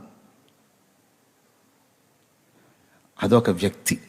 సమాధానం అనే వ్యక్తిని అనుభవిస్తేనే కానీ తెలియదు, అది రుచి చూస్తేనే కానీ తెలియడు ఆయన. అది సమాధానం ఎలా ఉంటుందని నేనేం చెప్పేది, అలా ఉంటుందని నేనేం చెప్పేది, ఆయన అనుభవిస్తే కానీ తెలియదు. మరి నేను రుచి చూశాను, చాలా అద్భుతంగా ఉంది, ఏమని వర్ణించను, ఏందని చెప్పను, ఒకటే చెబుతా, ఇలా ఉంది అలా ఉందని నేను చెప్పను. కానీ నీకు దమ్ముంటే, నీకు చేతనైతే నువ్వు కూడా రుచి చూడు, అప్పుడు నువ్వు కూడా ఎదుటి వాళ్ళకి చెప్పగలుగుతావు అని ఒక్క మాటే చెప్తాను నేను ఆయనలో. హల్లెలూయా. కాబట్టి ప్రియులారా, అదృష్టవశము చేతను, కాలవశము చేతనే ఎవరికైనా ఏదైనా, అంటే ఎవరి చేతిలో ఉంది బాబు? కష్టపడి చదివానని నీకు ఉద్యోగం రావాలని రూల్ ఏమీ లేదు, ఆయన దయ. అలాగని నువ్వు తిని పండుకోమని చెప్పాలా దేవుడు? కొంతమంది వెంటనే మేతావులు బయలుదేరుతారు. ఇది ఎట్లా చెప్పే మీరు యూత్ని పాడు చేస్తున్నారు. దేవుడి దయ, దేవుడి దయ, దేవుడి దయ అంటే వీడు చదవటం మానేసి చర్చిలకు వస్తున్నాడు, ప్రార్థన కీర్తన అనుకుంటా. అంటే ఆ ముక్క ఎవరు చెప్పారు బాబు? మేతావి గారు. ఆ ముక్క నేను చెప్పలేదు మేతావి. నిజంగా దేవుని సంబంధి అయిన వాడు తన ఎదుట ఉంచబడిన దాన్ని శాయశక్తుల రాజీ లేకుండా కష్టపడమనే దేవుడు చెప్పాడు. చేయుటకు నీ చేతనైన పని శక్తి లోపం లేకుండా చెయ్యి, ఫలితాన్ని ఆయనకు అప్పచెప్పు. ఇక నీకు ఏది ఇస్తే మంచిదో, నీకు ఏ స్థాయి ఉంచితే మంచిదో, నిన్ను కింద ఉంచాలో, మధ్యలో ఉంచాలో, పైన ఉంచాలో ఆయన చూసుకుంటాడు. నమ్మితే ప్రశాంతంగా ఉండు, గందరగోళం అయిపోవద్దు. జీవితంలో ఈరోజు నువ్వు అనుభవిస్తున్నవన్నీ నువ్వు సమకూర్చుకున్నవి కావో. మళ్ళీ చెబుతున్నా, ఈరోజు జీవితంలో నీవు అనుభవిస్తున్నవన్నీ నీవు సమకూర్చుకున్నవి కావు. నీళ్లు నువ్వు తయారు చేసావా? రైస్ నువ్వు తయారు చేసావా? గాలిని నువ్వు తయారు చేసావా? భూమిని కదలకుండా నువ్వు స్థిరపరిచావా? ఆకాశం వర్షించేటట్టు నువ్వు చేశావా? చెప్పు బాబు. చేయలా. అన్నీ ఆయన చేసింది. కనీసం అన్నీ అనుభవిస్తా కూడా ఆయన గురించి ఆలోచించని దౌర్భాగ్య స్థితిలో వెళ్ళిపోయారు ఈరోజు మనుషులు. అంటే ఎంత అహంకారం అంటే, కొంతమంది కొడుకులు ఉంటారు, ఒరేయ్ మీ నాన్న ఎంత చేస్తున్నాడో కాస్త పట్టించుకుంటున్నావా, మీ నాన్న ఎంత కష్టపడుతున్నాడో కొంచెం గుర్తించావంటారా మీ నాన్నే, ఎవడి కోసం కష్టపడతాడు ఏంది, కన్నప్పుడు చేసుకోవద్దా ఏంది. ఇది ఒక డైలాగ్ వేసిపోతుంటాడు ఒక గాలోడు, మిమ్మల్ని గాలిలే, ఒకడు ఉంటాడు గాలి వాయుపుత్రుడు, అట్ట అంటుంటాడు ఒక్కొక్కడు. అమ్మాయి మీ అమ్మా నాన్న ఎంత కష్టపడుతున్నారో గమనించావా, వాళ్ళకి అసలు ఏమన్నా అర్థం చేసుకుంటున్నావా, వాళ్ళు ఎంత త్యాగం చేస్తున్నారో. ఏమండి, వీడు యుక్త వయసు వచ్చిందాక నానా కష్టాలు పడి తిప్పలు పడి వీడికి రెక్కలు తీసుకొస్తే, రెక్కలు వచ్చిందాక సరే ఎటుగుడి పెళ్లి చేసుకొని తగలబడితే తగలబడ్డావు ఎప్పుడో. కనీసం ఆ పెళ్లి కాకముందు ఉన్న కొద్ది రోజులన్నా అమ్మా నాన్నను గుర్తించి, ఎటుగుడి పెళ్లి చేసుకున్నాక పాపం వాళ్ళని ఎత్తిని చేయబెడతావు అనుకో, ఎక్కువ శాతం అదేగా జరిగేది.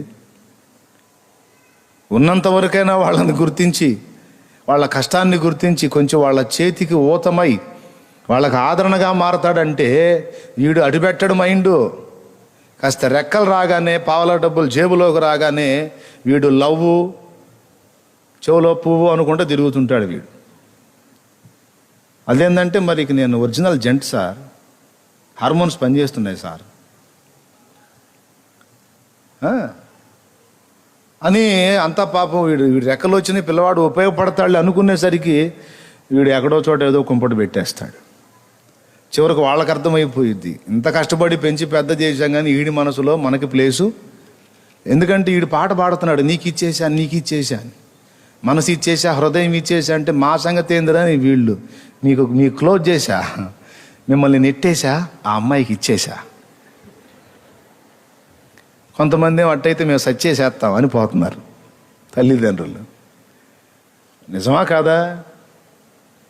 నానా కష్టాలు పడి వీడికి రెక్కలు తెస్తే కనీసం కొద్ది కాలం అన్నా తల్లిదండ్రులకు బాసటగా నిలిచి వాళ్ళని అర్థం చేసుకుని, నాన్న మా కోసం చాలా కష్టాలు పడ్డావు నాన్న, మా కోసం చాలా ప్రయాసపడ్డావు నాన్న అని తండ్రిని కొంచెం గుర్తించి కొద్దిగా అర్థం చేసుకొని మాట్లాడితే ఎంత బాగుండు. వీడంతటి వీడే బతికేసినట్టు, వీడే పుట్టేసినట్టు, వీడే పెరిగేసినట్టు ఏం చేశాడు ఏంది, ఏం చేసింది ఏంది, చేయాల్సింది చేయాలి. పుట్టినప్పుడే గొంతు పిసిగితే పోయేది పీడ వదిలి. మళ్ళీ వీడి దగ్గర డైలాగులు తీసుకోవాలి, ఈ డైలాగులు వెధవ డైలాగులు, ఏం చేశాడేంది అని ఒకడంటే, ఒకడేమో కన్నప్పుడు చేయొద్దా ఎవడి కోసం చేస్తాడేంది అంటాడు. ఏం తీసుకొని తనాలో వాడిని అర్థం కాదు. మనిషి జంతువు కూడా అర్థం కాదు. కన్నప్పుడు చేయడం అట్లా బతుకుతారు మనుషులు. భూమి మీద మనుషులు సృష్టికర్త తండ్రి ఒకడు ఉన్నాడు, ఆయన ఇంత చేశాడు, ఆయన ఇచ్చింది అనుభవిస్తున్నాను. ఎప్పుడు గుర్తొస్తాడో తెలుసా? ఆయన రోడ్డు మీద పోతున్నప్పుడు సడన్గా మబ్బు బట్టి పెళ ఉరిమి పటపటలాడితే పిడుగులు పడుతుంటే చూడు ఏదో ఒక మూల, అప్పుడు గుర్తొస్తాడు, నా ఎత్తున పడిద్దాం, అయ్యా దేవుడా దేవుడా దేవుడా దేవుడా దేవుడా దేవుడా. అటుపక్క ఢామ్ అంటే అసలు ఇటు సౌండ్ దేవుడా దేవుడా దేవుడా దేవుడా. ఎరా ఇప్పుడు గుర్తొచ్చానరా?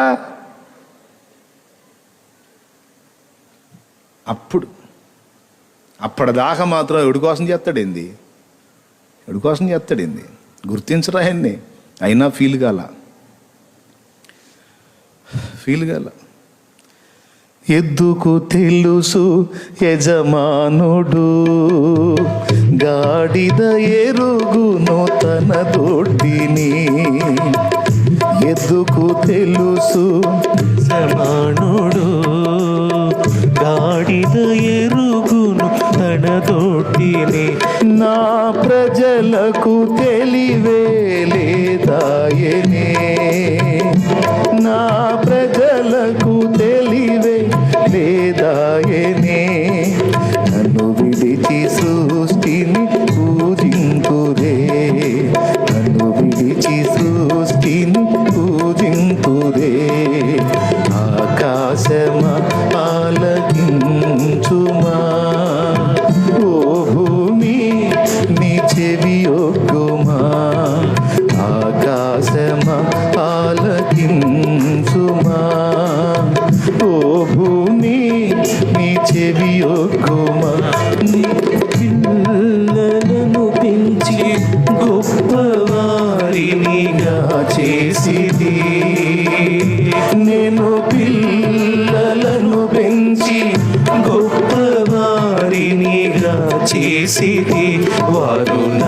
నాపైనే తిరుగుబాటు చేసితిరే.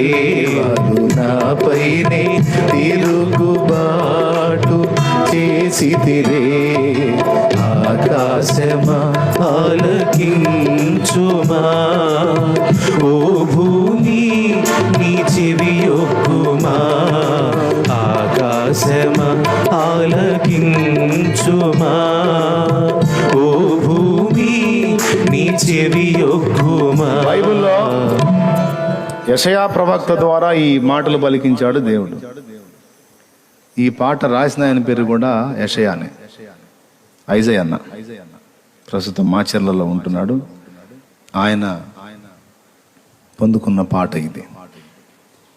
పాడే అవకాశం దేవుడు నాకు ఇచ్చాడు. దేవునికి స్తోత్రం కలుగును గాక.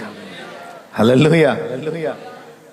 నేను పిల్లల్ని పెంచి గొప్పవాళ్ళని చేశాను, వాళ్ళు నా మీద తిరుగుబాటు చేశారు. ఎద్దుకు తన యజమానుడు తెలుసు, గాడిదకు తన దొడ్డి తెలుసు.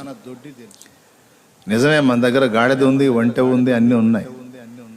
వదిలితే మొత్తం తిరిగి మళ్ళీ వచ్చి వాటి ప్లేస్లో నిలబడతాయి. కానీ సృష్టికర్తను గుర్తించని దీన స్థితిలో జంతువు కంటే దారుణంగా అయిపోయింది మనుషుని బ్రతుకని దేవుడు బాధపడతా ఉన్నాడు. సరేలేండి, నయం మీరన్నా తెలుసుకొని ఆ మహానుభావుడి దగ్గరికి వచ్చారు. సంతోషం. మిమ్మల్ని బట్టి, నన్ను బట్టి, మనల్ని బట్టి ఆయన ఆనందపడుతున్నాడు. అందరూ పనికి మళ్ళోళ్ళు కాదులే, కొంతమంది మంచోళ్ళు ఉన్నారులే అని ఆనందపడిపోతున్నాడు. వాళ్ళు కూడా తెలుసుకోవాలని మనం ప్రార్థన చేయాలి.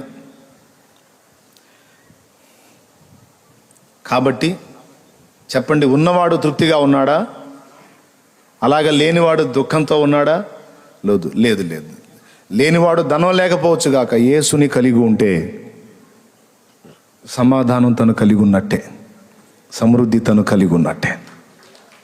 వద్దులే వద్దులే వద్దులే, చేతులు దెబ్బలు తగిలితే వద్దులే, వద్దులే వద్దులే వద్దులే, మళ్ళీ ఎందుకు ఒరే మరి ఇబ్బంది పడుతున్నారేమో, నేను ఎందుకు వద్దన్నాలే.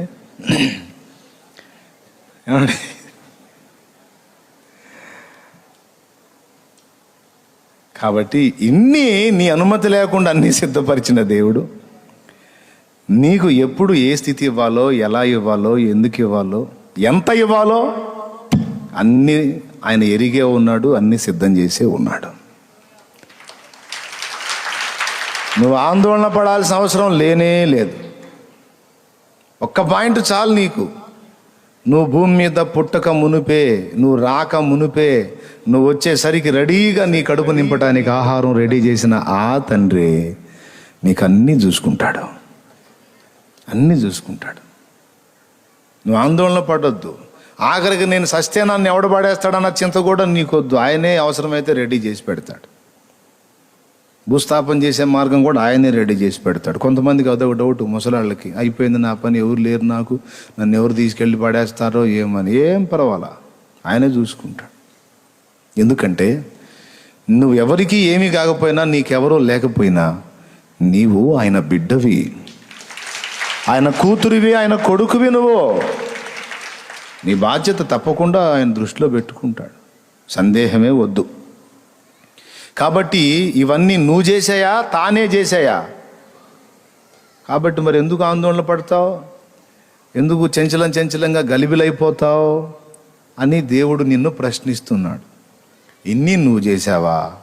లేదు కదా, నేనే కదా, ఇక ముందు కూడా నేనే చేస్తా.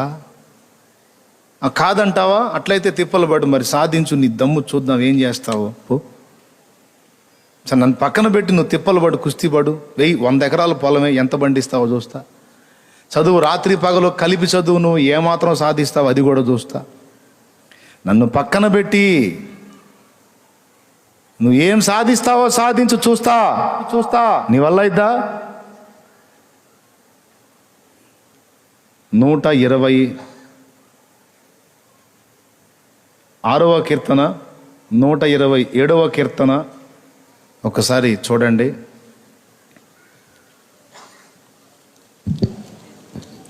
127:2 చూసుకో చాలు. మీరు వేకువనే లేచి, చాలా పెందలకాడ లేచి, చాలా రాత్రి అయిన తరువాత పండుకొనుచు కష్టాజితమైన ఆహారం తినుచునుట వ్యర్థమే. తన ప్రియులు నిద్రించుచుండగా ఆయన వారికి ఇచ్చుచున్నాడు. తన ప్రియులు నిద్రించుచుండగా ఆయన వారికి ఇచ్చుచున్నాడు. ఆయన వారికి ఇచ్చుచున్నాడు. ఏమండి 126, 5, 6 వచనాలు కూడా చూడు. కన్నీళ్లు విడిచుచు విత్తువారు ఆ, సంతోషగానముతో పంట కోసెదరు. పిడికిడు విత్తనముల చేత పట్టుకొని ఏడ్చుచు పోవు విత్తువాడు సంతోషగానము చేయుచు పనులు మోసుకొని వచ్చును. అది దేవునికి స్తోత్రం కలుగును గాక. హల్లెలూయా. పిడికెడు విత్తనాలు తీసుకెళ్ళి విత్తినవాడు సంతోషగానము చేయొచ్చు, పనులు మోసుకొని వచ్చును. మీరు వేకునే లేచి చాలా రాత్రి అయిన తర్వాత పండుకొనొచ్చు, మీ చేతుల కష్టార్జితమైన ఆహారము తినుచూ నుండుట వ్యర్థమే. తన ప్రియులు నిద్రించుచుండగా ఆయన వారికి ఇచ్చుచున్నాడు అన్నాడు. దేవునికి మహిమ కలుగును గాక. ఓకేనా? ఆయన ఇస్తున్నాడు, ఆయనే చూసుకుంటాడు. అలాగని నిన్ను తిని నిద్రబొమ్మన్లా చేయుటకు నీ చేతనైన పని శక్తి లోపం లేకుండా చెయ్యి. ఇక ఇవ్వాల్సిన జవాబు ఆయన ఇస్తాడు. ఆయన వైపు చూడు, పని చెయ్యి. పొలంలో విత్తనాలు నాటు, ఫలితం కొరకు దేవుని వైపు చూడు. పొలం వైపు చూడవాకు, తేడా పడిద్ది. ఎటు చూస్తే తేడా పడిద్ది? పొలం వైపు చూస్తే తేడా పడిద్ది. విత్తనం నాటటమే, వర్క్ చేయటమే నీ పని. ఫలితం కోసం దేవుని వైపు చూడు. అప్పుడు నీకు ఎంత ఇవ్వాలో ఆయన ఇస్తాడు. మొత్తం న్యాయం జరిగిద్ది. నీకు కూడా మనశ్శాంతి ఉంటుంది, టెన్షన్ ఉండదు. ఒక పొలం విషయంలోనే కాదు, అన్ని విషయాలలో ఆయన చేతుల్లో ఉందని చెప్తున్నాను. ఎంతమందికి అర్థమైంది? ఇక నీ పిల్లల భవిష్యత్ అయినా, నీ జీవితమైనా, నీ కుటుంబ సంబంధుల జీవితాలైనా, ఏవైనా, నీ సేవా సంబంధమైన విషయాలైనా నువ్వు అనుకొని తిప్పలబడి పరిగెత్తుతావు కాదు. పాల్ యాంగిచో అనే దైవజనుడు 50 మంది విశ్వాసులు ఉన్నప్పుడు 3000 మంది బట్టే మందిరం కట్టాడట. చెప్పాను గతంలో ఒకసారి. ఇంతమంది విశ్వాసులు, ఏమండి, 3000 మంది విశ్వాసులు బట్టే మందిరం కట్టి 50 మంది కూర్చుంటే ఎంత ఎట్టుంటుందండి అది? మందిరం ఏమో పెద్దగా ఉంటుంది, విశ్వాసులు ఒక మూలకు రారు. అవునా? ఇక రోజు ఆదివారం కూటమి అయిపోయిన తర్వాత రోజు పోయి చెబుతున్నాడంట, కనపడ్డ వాళ్ళకల్లా చర్చికి రండి అని సువార్త చెబుతున్నాడు. తిప్పలు పడుతున్నాడు. వాళ్ళు మొహమాటానికి వస్తామంటున్నారు. ఆదివారం 50 మంది కూర్చు. నెల రోజుల పైన తిప్పలు పడి విసుగు చెంది చెప్పిన వాళ్ళంతా కొడుతున్నారు, వస్తామంటారు, ఎవడు రాట్లా. ఇక మోకాళ్ళలోని ప్రార్థన చేస్తే దేవుని ఆత్మ మాట్లాడాడు. ఇంకా పోయి తిరిగిరా నాయనా అన్నాడు. విశ్వాసం బాగానే ఉంది బాబు, మంచిదే, విశ్వాసం మంచిదే. విశ్వాసం కొద్దీ నువ్వు కట్టావు. మరి అందులోకి ఆత్మల్ని నింపేటువంటి పని నీది కాదు, నాది. నువ్వు 2 చేయాల్సి ఉండే, ఒకటే చేస్తున్నావు. వెళ్ళి ప్రకటిస్తున్నావు, మంచిదే. కానీ ప్రకటించాక వాడే వస్తాడో ఊరుకుంటున్నావు. కాదు. నువ్వు చల్లిన విత్తనాలు వాడి హృదయంలో పడి మొలకెత్తడానికి నేను ముందు వాడిని సిద్ధపరచాలంటే ముందు నీవు నన్ను సంప్రదించాలి.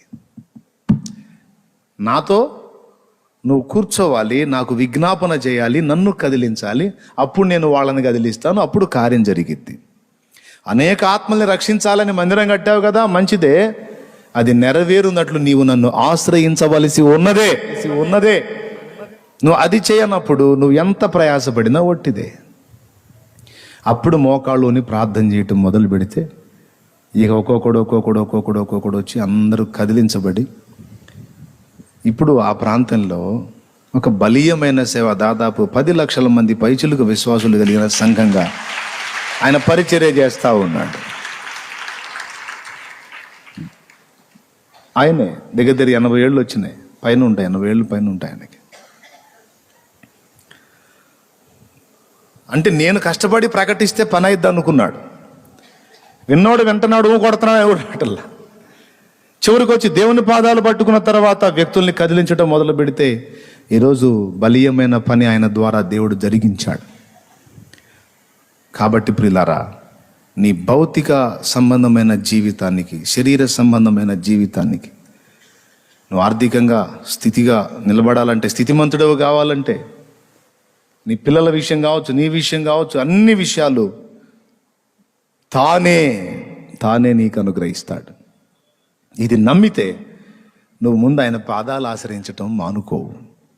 ముందు అదే చేస్తావు, ఆయన పాదాలు పట్టుకోవటం ఎక్కువగా చేస్తావు. అప్పుడు నీకు ఈ అన్నీ ఆయన చూసుకుంటాడు. ఇక దీన్ని పక్కన పెడదాం. పిల్లల విషయంలో నీకు చింత ఉందా? ఏం టెన్షన్ పడద్దు. మోకాళ్ళలోని దేవుణ్ణి సంతించు, దేవుని పాదాలు పట్టుకొని ఏడు. మాట వెనుకొచ్చారు ప్రభువా, నేను నందంటే వాళ్ళు పంది అంటున్నారు ప్రభా, వాళ్ళు ఒక దారైంది, నాదొక దారైంది ప్రభా, ఇక నాకు మాట వినరు ప్రభా, నువ్వే కదిలించమని రోజు దేవుని పాదాలు పట్టుకో. ఖచ్చితంగా వాళ్ళని దేవుడు తిప్పుతాడు, తన వైపుకు తిప్పుకుంటాడు. నీ మొర్ర దేవుని చెంత నీ పిల్లల విషయమై ఉండేటట్టు జాగ్రత్త తీసుకో. దేవుడు కార్యాన్ని చూస్తావు. ఆన్ ది స్పాట్ చూడకపోయినా కొంచెం టైం పట్టినా తప్పకుండా జవాబు మాత్రం పొంది తీరుతావు. అడగాలి దేవుడిని. పిల్లల విషయమై, వాళ్ళ భవిష్యత్తు విషయమై దేవుని పాదాలు పట్టుకోవాలి.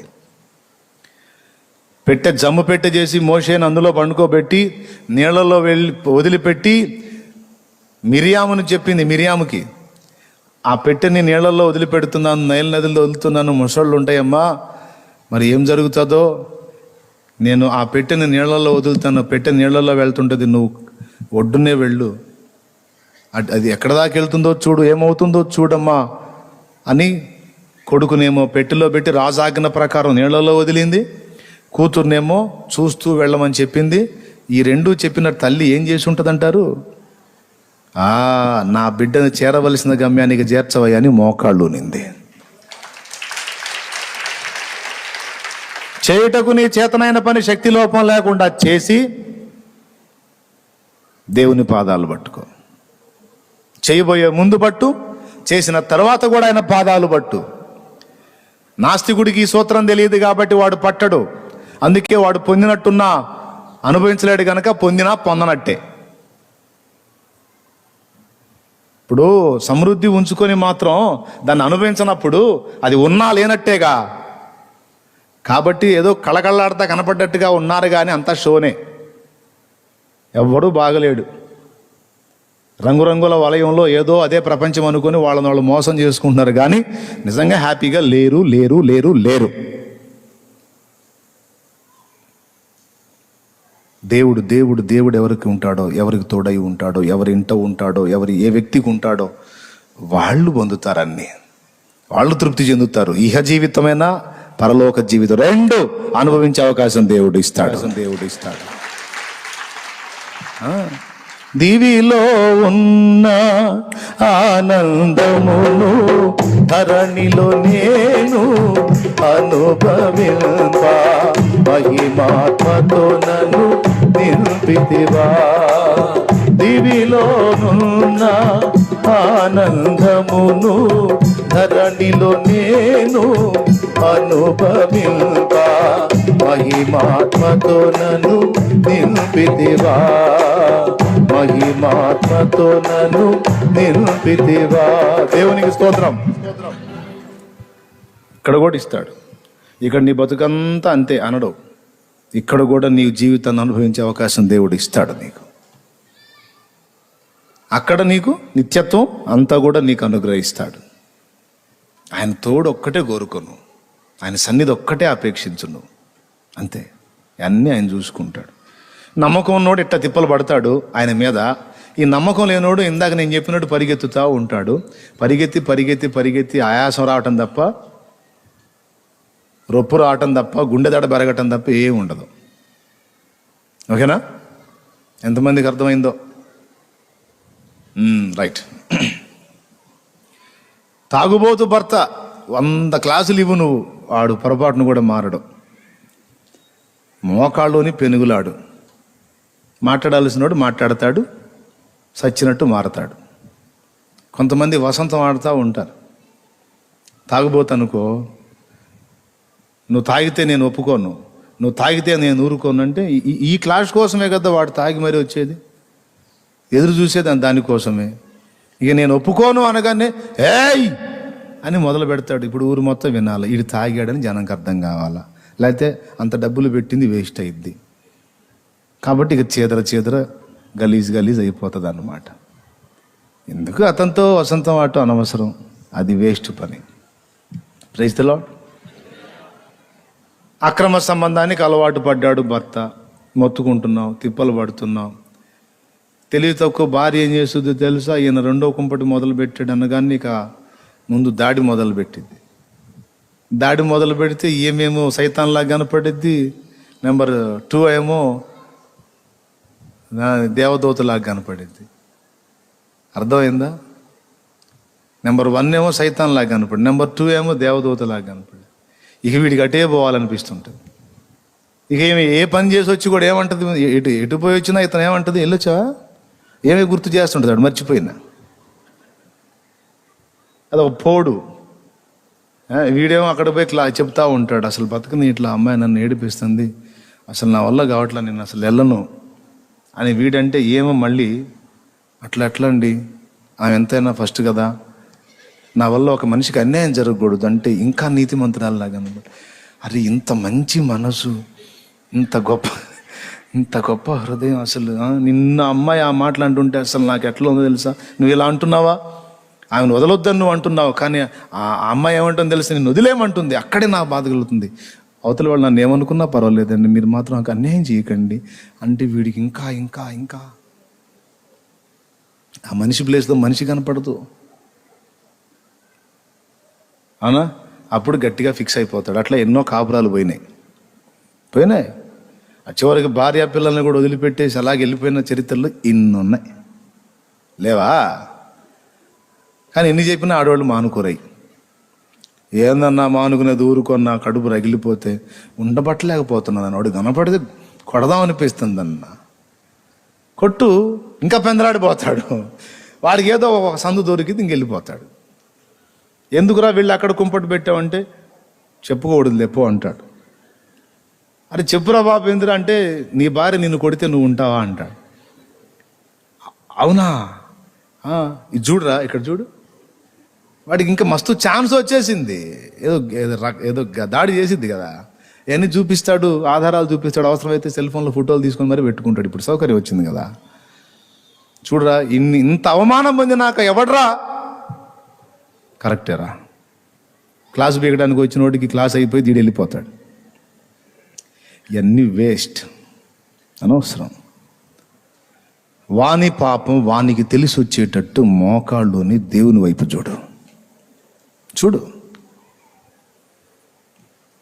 మంచిగా ప్రేమగా 1-2 మార్లు హెచ్చరించవచ్చు, తప్పు లేదు. నువ్వు మంచి ప్రవర్తన కలిగిన వాడివి, నలుగురిలో నీకు మంచి సాక్ష్యం ఉంది, పేరుంది. ఇట్లాంటి పొరపాటు క్రియల వల్ల నీకు అవమానం వస్తుంది, కొంచెం ఆలోచించుకో. ఏ మనుషుడైనా బలహీనుడే కాదని నేను అనట్లేదు, అలాగే నువ్వు కూడా బలహీన పడి ఉండొచ్చు, కానీ అది మనకి ఆశీర్వాదకరం కాదు. కొంచెం ఆలోచించండి. నిన్నే నేను శాసించి నిన్నేం కట్టేసి బంధించేదేం లేదు. 10 మందికి చెప్పే స్థితిలో ఉన్నావు. ఇట్లాంటి వాటిలో ఏదైనా చెడ్డ సాక్ష్యం వస్తే ఇతరుల చేత చెప్పించుకోవాల్సి వచ్చింది. అందులో నువ్వు మంచి వ్యక్తిత్వం కలిగినోడివి, నీ క్యారెక్టర్ మంచిది, ఇంతవరకు నువ్వు చాలా జాగ్రత్తగా ఉన్నావు.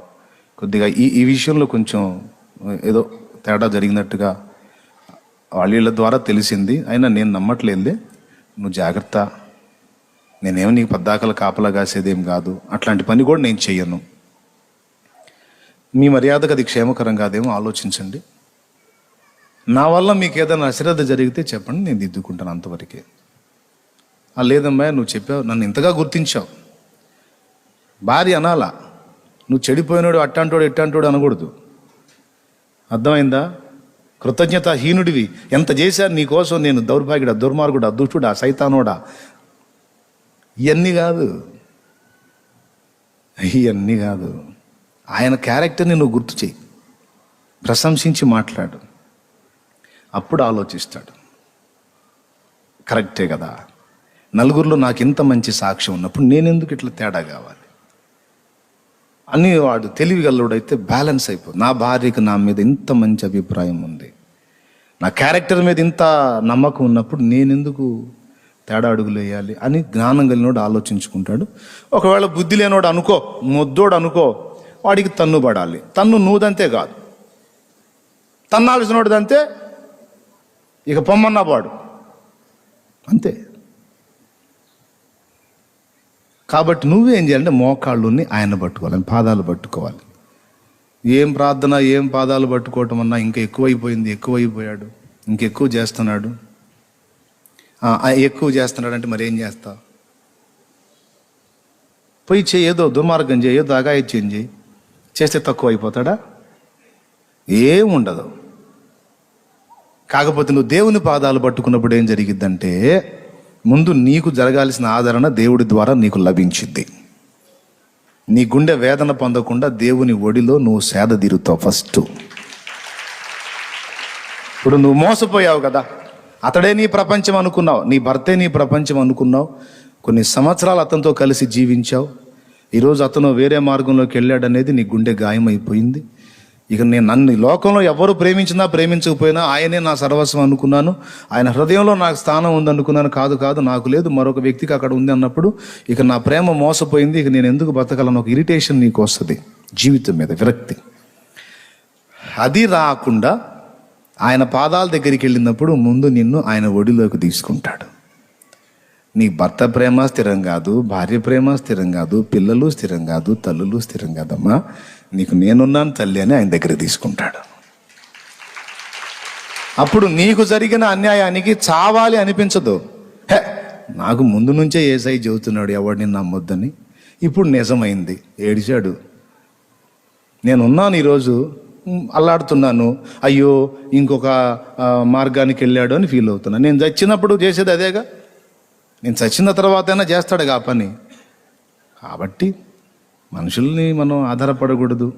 నేను దేవుని మీద అనుకున్నాను, పర్వాలేదు, ఆయన చాలు, ఆయన నన్ను మోసం చేయడు, యేసయ్య నన్ను వంచన చేయడు, చాలు, నాకు యేసు ప్రేమ చాలు అని తృప్తి చెందుతావు. అది నీకు ఫస్ట్ ప్లస్ అవుతుంది. గందరగోళం అయిపోకుండా, సావు బతుకు అనకుండా, కూడు నీళ్లు మానుకొని ఇబ్బందులు పడకుండా ఆయన ఒడిలో సేద తీరుతావు. అందుకే ముందు ఆయన దగ్గరకు పరిగెత్తమని చెప్తున్నాను నేను. రెండవది, ఆయన చిత్తమైందనుకో, వాడు ఎగురుకుంటూ వెళ్తుంటాడుగా, అక్కడ జరిగించాల్సిన మర్యాద అక్కడ ఒక చూపు చూసాడంటే అయిపోయింది, అక్కడ తన్నులు తిని వస్తాడు, లేదా అక్కడ అవమానం పొంది వస్తాడు, లేదా అక్కడ చూడకూడని చూసి వస్తాడు. అక్కడ చూడకూడని చూసినప్పుడు భార్య విలువ అర్థమైంది. ఎంతన్నా నా భార్య నీతి గలది, ఆమె రత్నం, నేను ఇంత దుర్మార్గం చేసినా కూడా నా గురించి ఆమె వేరుగా స్టెప్ తీసుకోలేదు, వేరే రకంగా నాకు కనబడలేదు, అంత మంచిదాన్ని నేను వదిలిపెట్టుకుని వచ్చాను, నేను నీచుండని పోయి వెళ్ళి భార్య కాళ్ళు పట్టుకొని మారిన భర్తలు ఉన్నారు. అలా ప్రేమతత్వంతో దేవునికి ప్రార్థన చేసి ప్రార్థన ద్వారా గెలుచుకున్న భార్యలు ఎంతో మంది ఉన్నారు. కాబట్టి మనం చేయాల్సింది ఏదైనా భౌతిక జీవితంలో, పిల్లలు మాట వినకపోయినా, భర్త త్రాగుబోతైనా, భర్త వ్యభిచారైనా, లేకపోతే భార్య ఆ స్థితిలో ఉన్నా, మనకు సరైన మార్గం యేసయ్యే. ఆయన పాదాలు పెనవేసుకుని, నాకు తెలియదయ్యా నువ్వు ఈ విషయం ఎట్లా చేస్తావు నాకు తెలియదు, నువ్వు చేయకపోతే నేను కదలనయ్యా, నిన్ను వదలనయ్యా అని పెనుగులాడుతూ ఉండు, నువ్వు కార్యాన్ని నీ కొరకు ఆయనే సిద్ధపరుస్తాడు. హల్లెలూయా. ఎంతమందికి నమ్మకం ఉందండి? ఉందా? అంతే. నేను ఇన్ని పొందుకున్నట్లా నాకు అసాధ్యమైన వాటి విషయమై దేవుని పాదాలు పట్టుకొని ప్రార్థన చేసి నా తల వెంట్రుకలన్ని కార్యాలు ఈ 18 సంవత్సరాల విశ్వాస యాత్రలో ప్రతిరోజు నేను అనుభవిస్తానే ఉన్న ఆయన కార్యాలు. ఇది ఓవర్ యాక్షన్ కాదు, నిజమే. ఎవ్రీ డే ఒక ఆనందమయమైన అనుభవంలోనే గడిచిపోయింది నాకు 18 ఏళ్ళు. ఎన్నో వచ్చినాయన్నీ వచ్చినట్టే రావటం, నేను ఆయన దగ్గరకు పరిగెత్తటం, అవన్నీ ఆయన ఆశీర్వాదాలుగా మార్చటం. కాబట్టి నేర్చుకోండి అనుభవాలని, ఆయన దగ్గరకు పరిగెత్తండి, ఆశ్రయపురం ఆయనే. సరే కదా, దాన్ని పక్కన పెట్టేద్దాం, ఇక ఏం టెన్షన్ లేదుగా. ఇక ఆత్మ సంబంధమైన జీవితంలో స్థిరత్వం కోసం మాట్లాడుకుందాం. ఆత్మీయ జీవితంలో ఎన్నోసార్లు నిలబడాలని మనంతటా మనం తిప్పలు పడ్డాం. పరిశుద్ధతను సాధించాలని, పరిపూర్ణతను సాధించాలని. ఆ భక్తులు ఎలాగైతే దేవునిలో సమీపంగా వెళ్ళి భక్తి సాధన చేశారో అలాగా మనం కూడా కావాలని చాలా ఆరాటపడ్డాం, తపన పడ్డాం, ప్రయత్నించాం. కానీ మనం తిప్పలు పడ్డ ప్రతిసారి అడుగులు వెనక్కే పడ్డాయి కానీ ముందుకెళ్ళాలా. పర్వాలేదు, కాస్త నేను బెటరే అనుకుంటుండగానే మళ్ళా ఎక్కడో చోట తొట్టుపాటు. ఎందుకు ఇలా జరుగుతుంది, ఇలా ఉండకూడదు అనుకున్నాం కదా, ఎందుకు ఎట్టనే అవుతుందని మాటిమాటికి వేదన కలిగి విసుగు పుట్టి చివరికి ఒక నిర్ణయం వచ్చింది ఏంటంటే, ఎప్పటికీ ఇది నాకు సాధ్యం కాదేమో అని, ఎప్పటికీ నేను ఆ పరిపూర్ణత సాధించలేనేమో, వాళ్ళ అంతస్తుకి ఎప్పటికీ ఎక్కలేనేమో, వాళ్ళంతా స్థిరంగా నేను ఉండలేనేమో. అరే నాయన, సంవత్సరాల నుంచి తిప్పలు పడుతున్నా, ఎట్లనన్నా కానీ నిలబడదామని. కానీ ఒక 10 రోజులు నిలబడగానే 11వ రోజు జారిపోతున్నా. పద్దాకలు ఈ పాట పాడుకోవాల్సి వస్తానే ఉండే. నా మంచి సమరయుడా, ఏముంది ఆ పాటలో? పద్దాకలు ఈ పాటే పాడుకోవాల్సి వస్తుండే అన్నా కదా. దిగజారిన వేళ ఎరికో దిగిపోతిని, దిగిపోయిన వేళ దొంగలకు చిక్కి తిని. దిగజారిన వేళ ఎరికో దిగిపోతిని, దిగిపోయిన వేళ దొంగలకు చిక్కి తిని. దొంగల చేతికి చిక్కిన వేళ గాయపరచబడి తిని. గాయములను కట్టుమా సమరయుడా, గాయములను కట్టుమా సమరయుడా, నా మంచి సమరయుడా, ప్రభావ ప్రేమామయుడా, నా మంచి సమరయుడా, ప్రభావ ప్రేమామయుడా. కదా, వారానికి ఒకసారి 2 వారాలకు ఒకసారి ఈ పాట తప్పట్లా. ఏం బెదరు, అవునా కదా? దేవా నా మొర వినవా, ఈ సాడ్ సాంగ్స్ తప్పట్లా. ఏంది అలా చూస్తున్నారు? అట్లేం లేదా మీకు? ఎక్కడో చోట ఏదో చిన్నదో పెద్దదో జ్ఞాపకం చేసుకో యేసయ్యా, దారి తప్పిన ఈ గొరియను జ్ఞాపకం చేసుకో మెస్సియా, జారిపడిన ఈ నాణెమును జ్ఞాపకం చేసుకో యేసయ్యా, దారి తప్పిన ఈ గొరియను. ఎన్నిసార్లు దారి తప్పుతావు, ఎన్నిసార్లు జారి పడతావు, ఎన్నిసార్లు దిగిపోతావు, ఎన్నిసార్లు పాపినంటావు? నీ బతుకంత ఇంతేనా అన్నా? నాకు ఇప్పుడు ఆ పాటతో అవసరమే లేదన్నా, అంత పర్ఫెక్ట్గా ఉన్నా అన్నోళ్ళు ఒకళ్ళు చేయొద్దండి. వామ్మో వామ్మో వామ్మో వామ్మో, ఇంతసేటు వాక్యాలు చెబుతుంటే అన్ని వింటా కూడా మీ చేతులు లేవలేదంటే ఏం చేయాలి మిమ్మల్ని? ఈ పాటలతో అవసరం లేకుండా లేదా? అవసరం పడతానే ఉందా? ఇంకెప్పుడయ్యా మరి ఆ పాటలను తప్పించుకునేది? ఇంకెప్పుడు మీరు నిలబడేది? అదే కదన్నా మా డౌటు. ఎప్పటికీ అది అందరిని పండేమో అనిపిస్తుంది, దాన్ని ఎప్పటికీ సాధ్యం కాదేమో అనిపిస్తుంది. అంటే నేను చెబుతున్నా, సాధ్యం అయ్యిద్ది. అది నీ అంతటా నువ్వు చేసేది కాదు, దేవుడు నీలో జరిగించే కార్యం, తానే చేసే కార్యం అన్నాడు. ఎలా ఇద్ది, ఎలా చేస్తాడు? ఎలా ఇద్ది, ఎలా చేస్తాడు అంటే చెప్తా. పుట్టిన పిండాన్ని మీరు చూడండి, పసికందుని, పసిబిడ్డని. ప్రారంభంలో చిన్న గట్టిగా 1 అడుగున్నర కూడా ఉండడు, 1 అడుగు బాతిగా అట్లా ఉంటాడేమో, అవునా? పసికందు. లేదా 1 అడుగు ఉంటారు కొంతమంది పిల్లలు, 1 అడుగే ఉంటారు, ఇంకా తక్కువ ఉంటారు కొంతమంది. కానీ వాడు కానీ వాళ్ళ అమ్మ నాయనలు కానీ వాడు పొడుగు అవ్వడానికి రోజు వాడి కాళ్ళు ఏమన్నా సాగలాగారా, వాడి చేతులు బట్టి ఏమన్నా గుంజారా, వాడి తలకాయ ఏమన్నా రోజు ఏమన్నా లావ్ అయ్యేటట్టు లాగారా? మీ అమ్మ నాన్న ఎట్ట చేశారు, మా అమ్మ నాన్న ఎట్ట చేశారు ఒక్కసారి ఊహించండి. ఎప్పుడన్నా అలా చేశారా? చేయలా. ఇది కూడా కాలవశము చేతనే ఉన్నది. దేవునికి స్తోత్రం కలుగును గాక. హల్లెలూయా. ఒక కాలాన్ని దేవుడు మన ఎదుగుదలకు కూడా ఒక కాలాన్ని నిర్ణయించాడు. ఇది మనం గుర్తుపట్టాల్సింది. మనం దేవునిలో కళ్ళు తెరవగానే అన్ని విషయాల్లో పరిపూర్ణత చెందజాలము. ఇంకా కొన్ని లోపాలు, ఆటుపోట్లు మనకు ఎదురవుతానే ఉంటాయి, మనకు అర్థమవుతానే ఉంటుంది. నేను అన్ని విషయాల్లో పర్ఫెక్ట్గా లేను, కొన్ని విషయాల్లో లోపాలు ఉన్నాయి, నేను కూడా బ్యాలెన్స్ కావాల్సినవి ఉన్నాయని మనకు అర్థమవుతానే ఉంటుంది. మన ఆత్మీయ జీవితంలో ఎంతమందికి అర్థమవుతుందండి? అది కన్ఫామ్గా అర్థమవుతానే ఉంటుంది, డౌట్ వస్తానే ఉంటుంది.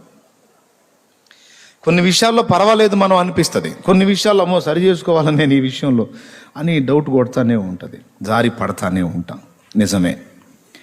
మరి ఎట్లా అంటే అదే చెబుతున్నాడు, తానే మిమ్మును పూర్ణులనుగా చేసి స్థిరపరచి బలపరచును అన్నాడు. ఒక బాలుడి యొక్క ఒక బాల్య దశ అంటే పసికందు శిశు దశను తీసుకుంటే పరిపూర్ణత అంటే వాడు 21 సంవత్సరం వయసు వచ్చిన దాకా పెరుగుతాడట సైన్స్ ప్రకారం.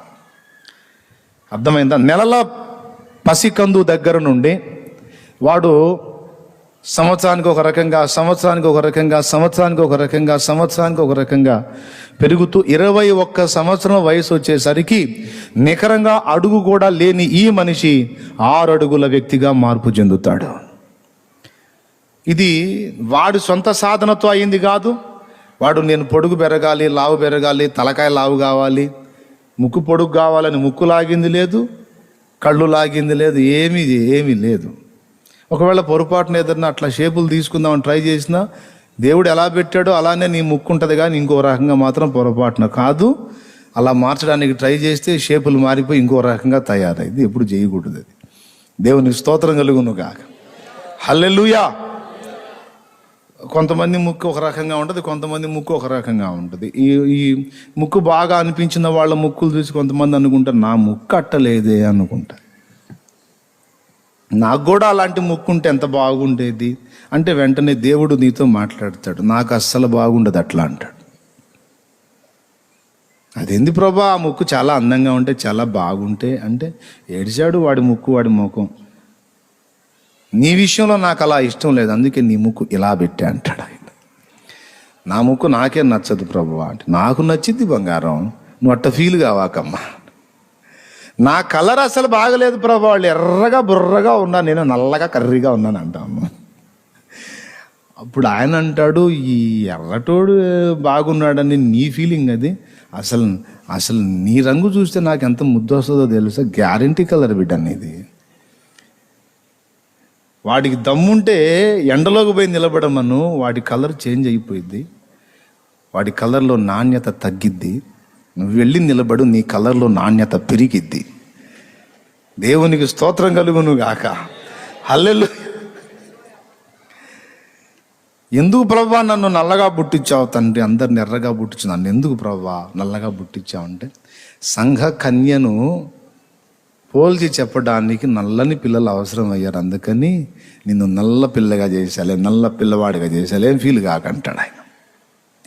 లేదు ప్రభా నా ముఖం బాగలేదు ప్రభా అంటే, ఏడిచావు, నాకు చాలా బాగుంది, నాకు చాలా అందంగా ఉంటావు నువ్వు, నాకు సట్టి ముక్కు ప్రభా, పొడుగు ముక్కు లేదు ప్రభు అంటే, నాకు పొడుగు ముక్కు ఇష్టం లేదు, నీ విషయంలో నాకు నీ ముక్కు ఎలానే ఇష్టం అంటాడు ఆయన. మరి ఆయన అలా ఇష్టపడ్డాడు కాబట్టి అలా చేశాడు, కాదంటానికి నువ్వెవరు? అప్పుడు నువ్వేమనుకోవాలంటే అద్దంలో ఫేస్ చూసుకొని అనాలి.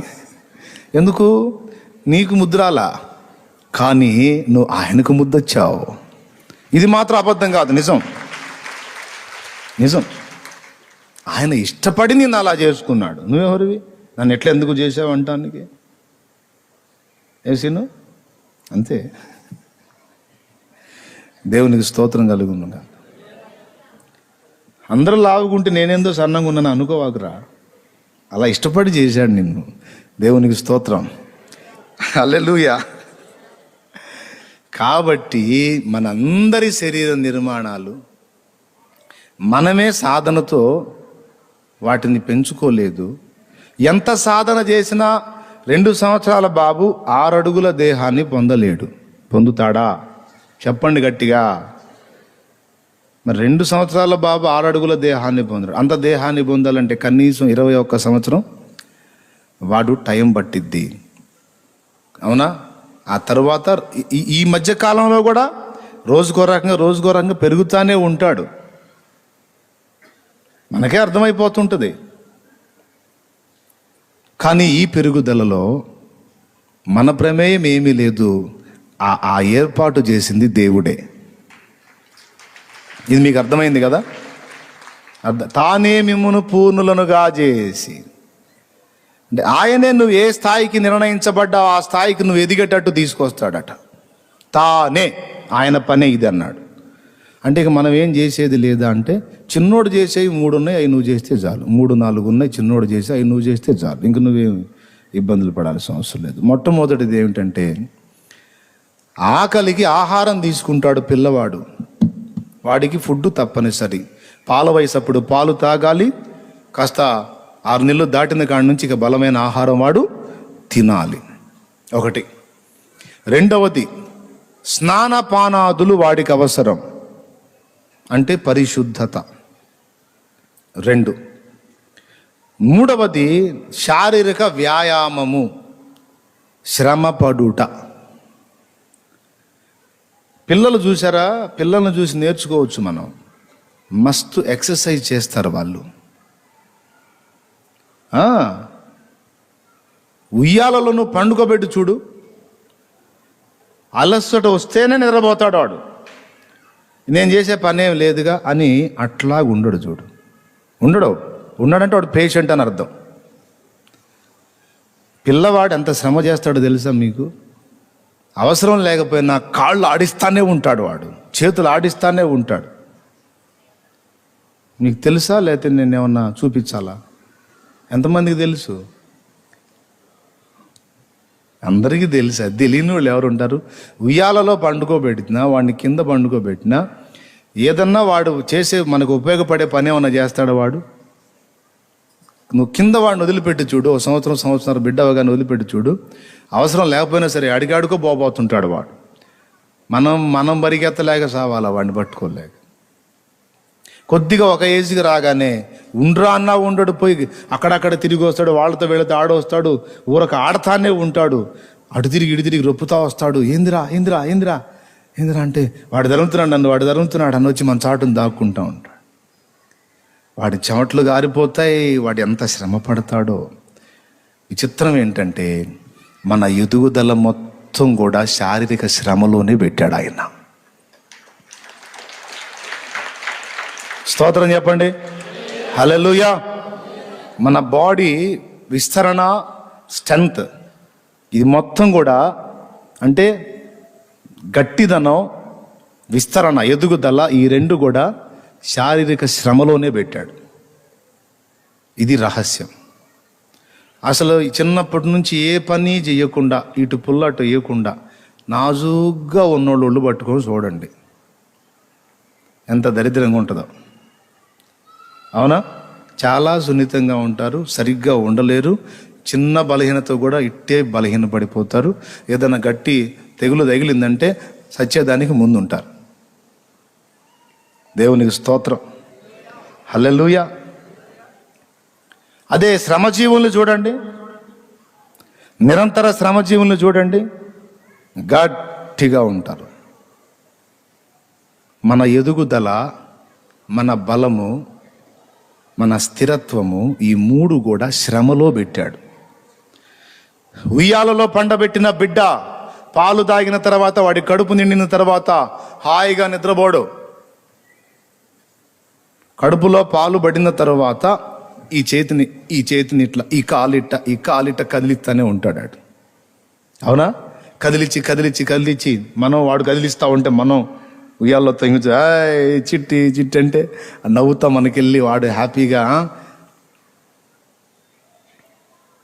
కొంతమంది ముద్దుగా మొహం దగ్గర పెడతారు. ఒక్కొక్కడు ఉంటాడు జులాకు పిల్లోడు, పెట్టామని కొడతాడు.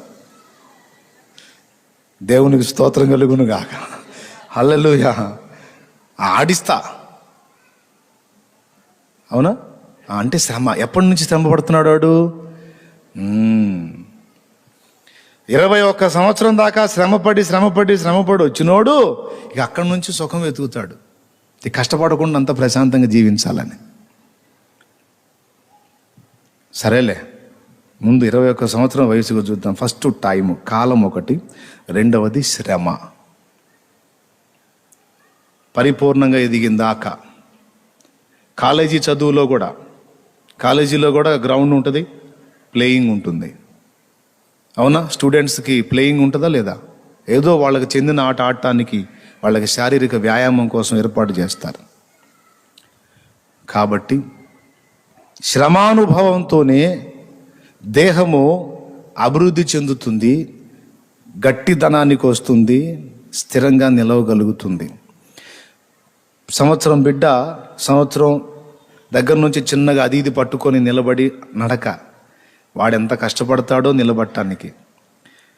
కిందబడి అట్టబడి ఇట్టబడి గట్టితనం, శ్రమపడి చివరికి స్థిరపడతాడు నడకలో. ఒకేసారి నడవడండి, పుట్టగానే నడుస్తాడా? ఓ అబ్బా, ఎన్నిసార్లు పడతాడో వాడు. పడతా లెగుస్తా 4-5 సార్లు పడి ఇంక నేను లేవలేను, నేను కూర్చోడు. ఏ చిన్న బిడ్డ కూడా కూర్చుండిపోడు, వాడు ప్రయత్నం చేస్తానే ఉంటాడు. ఈరోజు కొద్ది కాలం ఆత్మీయ యాత్రలో ప్రయాణం చేసి అలిసిపోయి, అబ్బో మన వల్ల కాదు, ఇక మనం ఎంత తిప్పలు పడ్డా ముందుకు వెళ్ళలేమని ప్రయత్నాన్ని విరమించుకొని కూలబడ్డోళ్ళు కొంతమంది ఉన్నారు. ఇక నా బతుకు ఇంతేలే అని. పిల్లవాడిని చూసి బుద్ధి తెచ్చుకోండి. వాడు 20 సార్లు పడ్డా పట్టోదలడు, మళ్ళా లేచి నడవటానికి ట్రై చేస్తాడు. అలా శ్రమపడి ప్రయత్నించి ఒకనాటికి నిలబడతాడు, మరో నాటికి నడుస్తాడు, మరో నాటికి పరిగెత్తుతాడో. ఇది దేవుడే పెట్టాడు. అది దేవుడే మన బాడీలో ఏర్పాటు చేశాడు. మన ఆత్మీయ పరిపూర్ణత కూడా అలాంటిదే. ఒక రోజు ఉంటుంది, ఆ రోజు మనం నిలబడతాం. ఒక రోజు ఉంటుంది, ఆ రోజు మనం నడుస్తాం ఆత్మీయ జీవితంలో. అబ్రహామును ఏమన్నాడు? నా సన్నిధిలో నిలువనలా, నా సన్నిధిలో నడచుచు నిందారహితుడవై ఉండు. నడిచేవాడు పెద్దోడు, నడవలేక నిలబడిపోయేవాడు పిల్లవాడు. అబ్రహాము ఎదిగిన అనుభవంలోకి వచ్చాడు, అందుకే నడువు అన్నాడు. నడవగలిగేంత ఓపికలోకి వచ్చావు, నడువు నువ్వు. దేవునికి స్తోత్రం కలుగును గాక. హల్లెలూయా. నడిపిస్తాడు నిన్ను, నువ్వేం నిరసించాల్సిన అవసరం లేదు. అయితే ఎలాగా అంటే అది తీసుకొని రావటానికే ఇక్కడ వచనం చెప్పాడు అనమాట. ఆ ఒక్క వచనం మళ్ళీ ఒకసారి చదవండి, నేను ప్రార్థన చేస్తాను. మూలవాక్యం దగ్గరకు రా. పేతురు రాసిన మొదటి పత్రిక 5వ అధ్యాయము 10వ వచనం. తన నిత్య మహిమకు క్రీస్తునందు మిమ్మల్ని పిలిచిన సర్వకృపానిధి యగు దేవుడు కొంచెము కాలము మీకు శ్రమపడిన పిమ్మట తానే మిమ్మల్ని సంపూర్ణులుగా చేసి స్థిరపరచి బలపరచును. నీకు ఇంత కొలతాన్ని నిర్ణయించే నీ బాడీని సిద్ధపరిచాడు. నువ్వు ఎన్ని తిప్పలు పడినా దేవుడు జోక్యం చేసుకొని తానే అవసరమైతే నిన్ను శ్రమ పెట్టి నీకు నిర్ణయించిన కొలతలోకి ఆయనే నిన్ను తెస్తాడట. నీకు భయం అవసరం లేదు. నేను అవుతానో లేదో, నిలవగలుగుతానో లేదో, ఏమవుతానో టెన్షన్ నీకొద్దు. పిల్లవాడు తల్లిదండ్రులకు తన్ను తాను అప్పగించుకున్నట్టు పరలోక తండ్రికి నిన్ను నువ్వు అప్పగించుకో. ఆయన చెప్పిన కార్యాలు చెయ్యి. మొట్టమొదటిది ఆహార విషయంలో ఆత్మస్థిరంగా ఉండటానికి, బలంగా ఉండటానికి ఆత్మీయ ఆహారమైనటువంటి వాక్యమును, పాలను, వాక్యమును, ఆహారమును ఆసక్తితో ప్రతిదినం అపేక్షించు. అది ఆ పక్క మాట. ఏంటది? వాక్యమును అపేక్షించండి. ఎందుకంటే తిండి తినాలి బిడ్డ ఎదగాలంటే. Praise the lord. రెండోది ఏం చేయాలి? పరిశుద్ధత. ఆ వాక్యంలోనే మనకు బలం చేకూర్చేది ఉంది. ఆ వాక్యమును ఉదకమే మనల్ని పరిశుద్ధపరుస్తుంది. ఏదన్నా లోపాలు, లోటుపాట్లుంటే ఇదిగో ఈ ప్రార్థనలో ఈ పక్క చూడు. ప్రార్థనా జీవితంలో ప్రతిరోజు దేవుని పాదాల దగ్గరికి వెళ్ళి పవిత్ర స్నానం పొందాలి. అర్థమైందా? మోకాళ్ళ మీదకి వెళ్ళిపోయి దేవా, నా చూపుల ద్వారా, తలంపుల ద్వారా, మాట ద్వారా, ఆలోచన ద్వారా, క్రియ ద్వారా, నడక ద్వారా, పడక ద్వారా ఏదన్నా నీకు అభ్యంతరకరమైంది కనిపిస్తే దయచేసి నన్ను నీ రక్తముతో కడుగు, శుద్ధీకరించు, నన్ను పవిత్రీకరించయ్యా ఎవ్రీ డే మనం అడగాలి. దీన్ని స్నానం అంటారు. మీకు తెలుసా, చిన్నపిల్లలకి రోజుకు 2 సార్లు స్నానం చేపిస్తారు. ఒకసారి 2 సార్లా? పొద్దున స్నానం చేపిస్తారు, సాయంత్రం కూడా స్నానం చేపిస్తారు. లేకపోతే వాడు నిద్రపోతాడా? చిరాకు. కానీ మనం స్నానం లేకుండా రోజులు గడిపేస్తాం. అంటే ఈ స్నానం కాదు, వాక్యమును ఉదక స్నానం, ప్రార్థనలో దేవుని ముందు ఒప్పుకొని దిద్దుకునేటువంటి పవిత్ర స్నానం. వాక్యం ద్వారా స్నానం ఉంటుంది, ప్రార్థనలో మనకి యేసు రక్తము ద్వారా స్నానం ఉంటుంది, ఆదివారం ప్రభు బల్ల దగ్గర ఒక స్నానం ఉంటుంది. ఇట్లా 3 విధాల మనకి ఎప్పటికప్పుడు శుద్ధీకరణ పెట్టి రెడీ చేసుకున్నాడు మనందరినీ. కొద్దో గొప్ప నువ్వు ఎదిగావంటే ఏ రోజుకి ఆ రోజు ఆ శుద్ధీకరణ పొందుతున్నావు కాబట్టి ఎదుగుతున్నావు నువ్వు. స్నానం చేయించకపోతే బిడ్డ అనారోగ్యానికి గురవుతాడు. ఆత్మీయ జీవితంలో కూడా స్నానం అనేది మనకు లేకపోతే మనం పాడైపోతాం, ఎదుగుదల ఆగిపోతుంది. అందుకే ఆత్మ బలం కోసం వాక్యమును, పాలను, ఆహారమును అపేక్షించాలి. రెండవది, ప్రార్థనలో ఎప్పటికప్పుడు శుద్ధీకరణ పొందాలి. దేవుని శక్తి నిమ్మని దేవుని వేడుకోవాలి. 2, మూడవది, దేవుడు మన ముందుంచినటువంటి బాధ్యతలు సరిగా నెరవేరుస్తూ దేవుడు మన జీవితంలోనికి రానిచ్చినటువంటి శ్రమలను సంతోషంగా స్వాగతించి వాటిని బట్టి దేవుని మహిమపరుస్తూ ఈ శ్రమలన్నిటి వెనకనే నా ఎదుగుదల దాగి ఉందని గుర్తుపట్టి దేవుని మహిమపరచాలి.